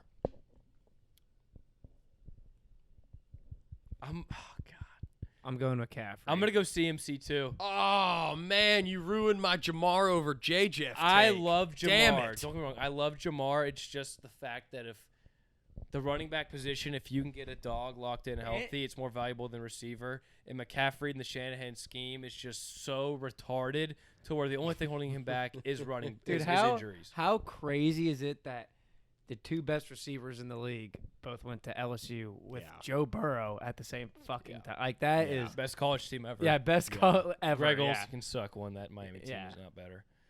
Jamar, I just have a feeling that Jamar is going to go fucking nuclear this year. No, I just Jamar is going to blow up one of these years and go for like 2,000 yards and 17 touchdowns. Yeah, he will. His pace last season, he played, I think, 11 games, and he had 1,100 yards and 10 touchdowns. That would put him on pace for 1,700 yards and 16 touchdowns for the season. He was hurt for like 5 or 6 games. Man. If Jamar, one of these seasons, is going to go for 2,000 yards and 18 touchdowns. This is his third year in the league. Him and Burrow have the full chemistry. As long as Burrow's healthy, personally, I think I'd probably still take Justin Jefferson number 1 overall. But I would seriously consider taking Jamar. I would have taken Jamar over McCaffrey there if Burrow was healthy right now. I understand that because if Burrow's out or this injury lingers, your pick's ruined. I mean, it's not ruined, but like your pick's drastically affected. So I get that. All right, in the championship round, Justin Jefferson versus Christian McCaffrey. Jeff. I mean, he's the safest pick. Yeah. What we saw last year, I think. Mostly chalk. He should be the one pick in every fantasy. Yeah, draft. I think he should too. I understand if you take Jamar or McCaffrey. I think those are the only 2 options to take outside of J. Jeff. Yeah. If you're biased towards one of them, but it's J. Jeff. All right. I'm excited for this next one. Is this trivia? Yep. Oh, all right, next one. Our first real trivia section. So, for this one, we're going back from this past year to 2002. So, each of them get 3 outs. So, if they guess wrong, they have 3 get 3 strikes. They have 3 strikes, then they're out for guessing the past 20 best non-quarterback. The number 1 fantasy player per year for the last 20 years that wasn't a quarterback. So running back, receiver, tight end. Yep. Okay. Yeah. So, Luke, you go first. Yeah, there's 2 Lukes here. Buzzsaw, go first. I'll take Justin Jefferson. That's strike. Oh, I'm sorry. No, okay, whatever. I'll just go again. Okay, Eckler. I'm sorry. Okay. I meant to say Eckler. You got Eckler last year, had 372.2 points. He didn't win it the year before? Nope, just you need to turn that away from me, dude.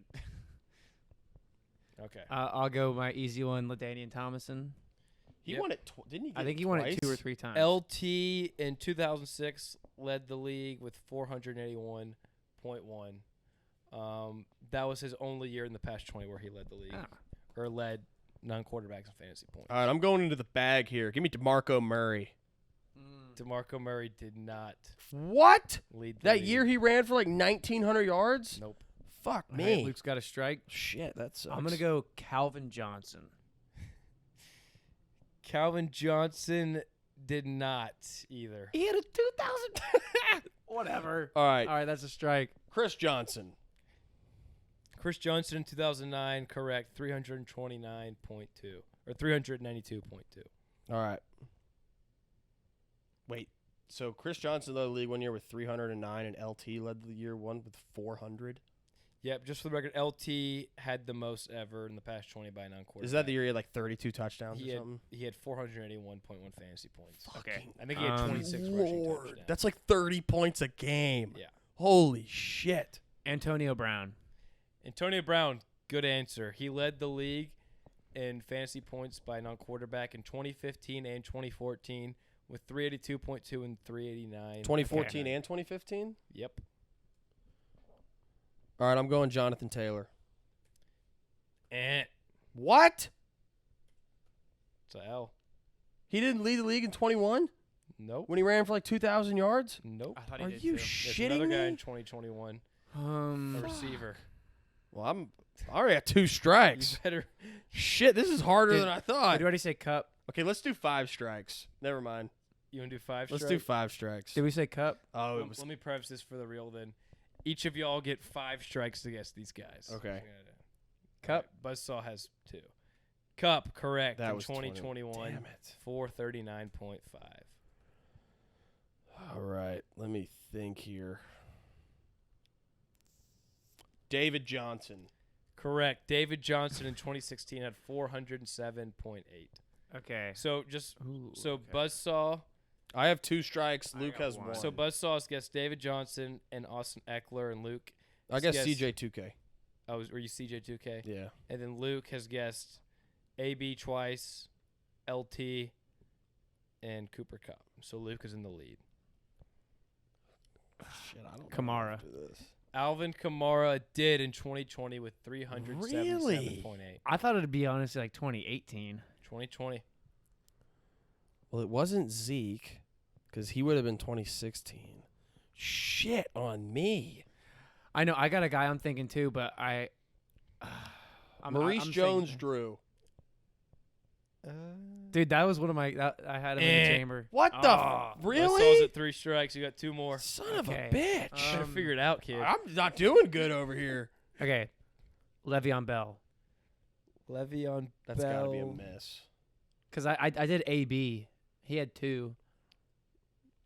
Le'Veon Okay, Bell so that's hasn't. 2 strikes for me. Oh, God. LaShawn McCoy. Eh. What the? Really? I almost just said Jeremy Maclin on accident. As a Yeah, joke. don't say Jeremy Maclin. Derrick Henry. Eh. 4 strikes. Okay. You're Or at 3. I'm at 3. 3. I'm at Buzzsaw's 4. Oh, my God. Give us some hints. Like of. Hold on. No. Hold Okay, on. okay. So y'all got the past 3 winners. Okay, so I'm just from 18 to 17. It was running backs. 18, 17, 13, 12, 11, 10 were all running backs. So it's almost all running backs. From 2010 up, yes, that y'all haven't guessed. Adrian Peterson. Yes. How many times? AP in 2012, he had 347.4. Okay. I'm going a random one here because There's an obvious one from 2019 y'all haven't said. Running back.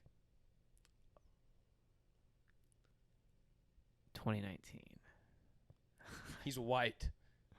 McCaffrey. Correct. Oh. You're Thanks. welcome. Thank you. Fuck. I'll give you- 2018 was a rookie running back. Todd Gurley. Correct. Not in Dude. 18 though. In 2017, Todd Gurley. All right. 388.3. So it was a rookie in 2018 too. Then. Yep. Oh. Right after Zeke. Yep. I know who it is. Another NFC East guy. Oh, don't give him that. Come on. That should. You got to know it. I'm not taking it because I don't even know it.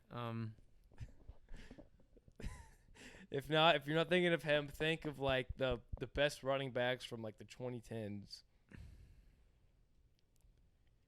There's also like y'all haven't guessed any from 02 to 05. I don't even know who was. 07, Some 08 were diapers. receivers. Think about 07 receivers. Oh, I got one. Okay. Andre Johnson. Correct. In 08, he had 320. Really? Let's go. Okay, Randy Moss. Correct. In 2007, 385.3. Okay. Good. Uh-huh. Push. I'm so surprised Calvin Johnson wasn't one. Yeah. I don't about think the 2018 NFC East rookie. That. They're running backs. Saquon. Correct. Saquon Damn in it. 2018, I don't know 358.8. anymore now. Okay, I need a hint, Cole. Okay, I'll give you a hint. Saquon's been in the league 5 years. So let's see. Y'all have from 2014 up. Y'all have guessed all those. So we have 2013, 2011, 2010. Those three are all running backs. I mean, I wasn't even playing fantasy those years. I was 10. One of them is on a podcast now, Barstool. I don't listen to Former other Texan podcasts. running back. Arian Foster. Correct. In 2010, 392. Arian Foster. How about good for him? Buzzsaw's at 4 strikes. Luke's at 3. All right. I was gonna guess Arian Foster. I got a just didn't random know. one. Doug Martin. That's a good one. Right? I thought. So we're both at 4. You want another hint? Yeah, so now that we're both at 4, we should get hints every Yeah. time. Okay. I can't. Okay. I would say this one, but it's too obvious of a hint. Chiefs running back. I know it. Jamal Charles. Yep. 2013, 378. I was thinking about him. God. He led the league. He was one year? so good, dude. 2013. He was so Wow. Remember he had like that 60-point game? That year? Yeah, that's right. All right, so y'all have guessed all the ones from 2022 To 2012. 2012. And then we've yep. guessed 10 to 06. All we So have on is the 11. on the board is 11. and then 02 to 05. Yep, 11 and 02 to 05. Give me a hint for 11. I can probably get this. Former Ravens running back. Oh, I was just thinking about him. Does he like elevators? That's all I'm going to give you. Okay, does he have a strong fist? I think you got him. It's Ray Rice. Correct. All right, so now we have the 05. God, Okay. he led 02. the league one year. That's All right, crazy. this- Hang on. Can I just look if this guy was playing? I won't look. I just want to know when his career was. Just ask me. Was Terrell Davis playing in those years? Don't guess Terrell Davis. Okay. I'm going to give you one last hint. Huh? Running back for the Chiefs again. For the Chiefs? Jamal Charles. You already guessed Jamal Charles and got him. This guy was a monster. It wasn't the Nigerian Nightmare, was it? No, that's not my guess. For the Chiefs? 02 and 03. He won 2. Is it first name like Rondé? Whichever one of y'all guessed this first. Rondé Barber? Won't count that, but no. It's Rondé Barber was a safety. Oh, I'm thinking by of the way. Tiki, his brother. Tiki 04, 347.6. what? I knew it. Fuck. It was Alright. Tiki Barber? Let's go. The only Just Chiefs guess. back I can think is the Christian Okiyi guy. 05, 03, 02 are all that's remaining. All right, give us one hint of one of them. He just said it's a Chiefs back. The other one was a Seahawks back. Sean Alexander. Yep. Correct. Wait, And hold on, then- hold on. Let me, Sean Alexander was 05, let me right? see y'all score. Yep. We're both at 4. So We're both at one- 4. There's 2 spots left. I have you for 5. I have you for Wait, what? For how many we've guessed? I've guessed more than 5. I have you for Sean Alexander, Randy Moss, CJ2K, Arian Foster. AP, Jamal Charles. David Johnson. That's- Gurley. And then Is that 8? Eckler. Wait, so that's 1, 2, I didn't guess 3, AB. 4, 5, 6, 7. Luke guessed. Yeah, I So have. I have you for 8. No, I have 1, 2, 3, 4, 5, 6, 7, 8, 9. I have Sean Alexander, Randy Moss, CJ2K, Arian Foster, AP, Jamal Charles, David Johnson, Gurley, and Eckler. That's 7. That's 9. Wait, that's 8. Eckler, Gurley, David Johnson, Jamal Charles, Adrian Peterson, Arian Foster, Randy Moss, Sean Alexander, CJ2K. That's 9. And then Luke has Cup, Kamara, McCaffrey, Saquon, AB, Rice, and John- Andre Johnson, and- Tiki Barber. and LT. So we're both at 9. I have 10. Okay, so 10. He has so 10. there's 21 seasons, yeah. So whoever guesses the 02 to 03 wins for the Chiefs running back because it's a 2-time. It's a Chiefs running back. I'm going Christian Okiyi. Nope. Fuck. A Chiefs running back? Is this common knowledge? He was really good. Did he play for any other team? Let's see. Don't look. His prime was on the Chiefs. He played for the Chiefs and Ravens. In his prime, he won a Super Bowl. 3-time first-team All-Pro. In the 2 years he won the fantasy running records. It's in the Chiefs Hall of Fame. I gotta pee. I don't know. I really have no idea. Curtis Martin? Nope. I need another hint. Thurman Thomas? I can't give you another hint. Like it's. I have no fucking idea. All right. In 02 and 03, it was Priest Holmes. I don't even know who it's that a is. Texas foot. That's a Texas Longhorn And too. Buzzsaw wins 10-9. No, he won. Or Luke wins 10-9. Yeah, let's go. Luke with the dub, 10-9. I'm proud. All right. And the last question, a non-football related question. Holy shit, he had 21 and 27 touchdowns those 2 years. Wow. All right. Out of these three, which is the most satisfying? And you don't have to do any of these. You're just in a neutral state and body of mind.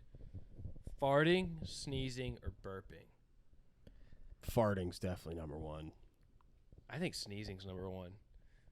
So I will go sneeze because Like if you don't have to fart, like it's not that satisfying. Okay, that's true. If you Okay. gotta sneeze, Here, then you gotta sneeze. Hear my argument for sneezing. So there's two things. One, when you can't sneeze and you're like, oh, it's coming, that it's sucks. coming, Yeah. and then it just never comes, and you're like, what the fuck?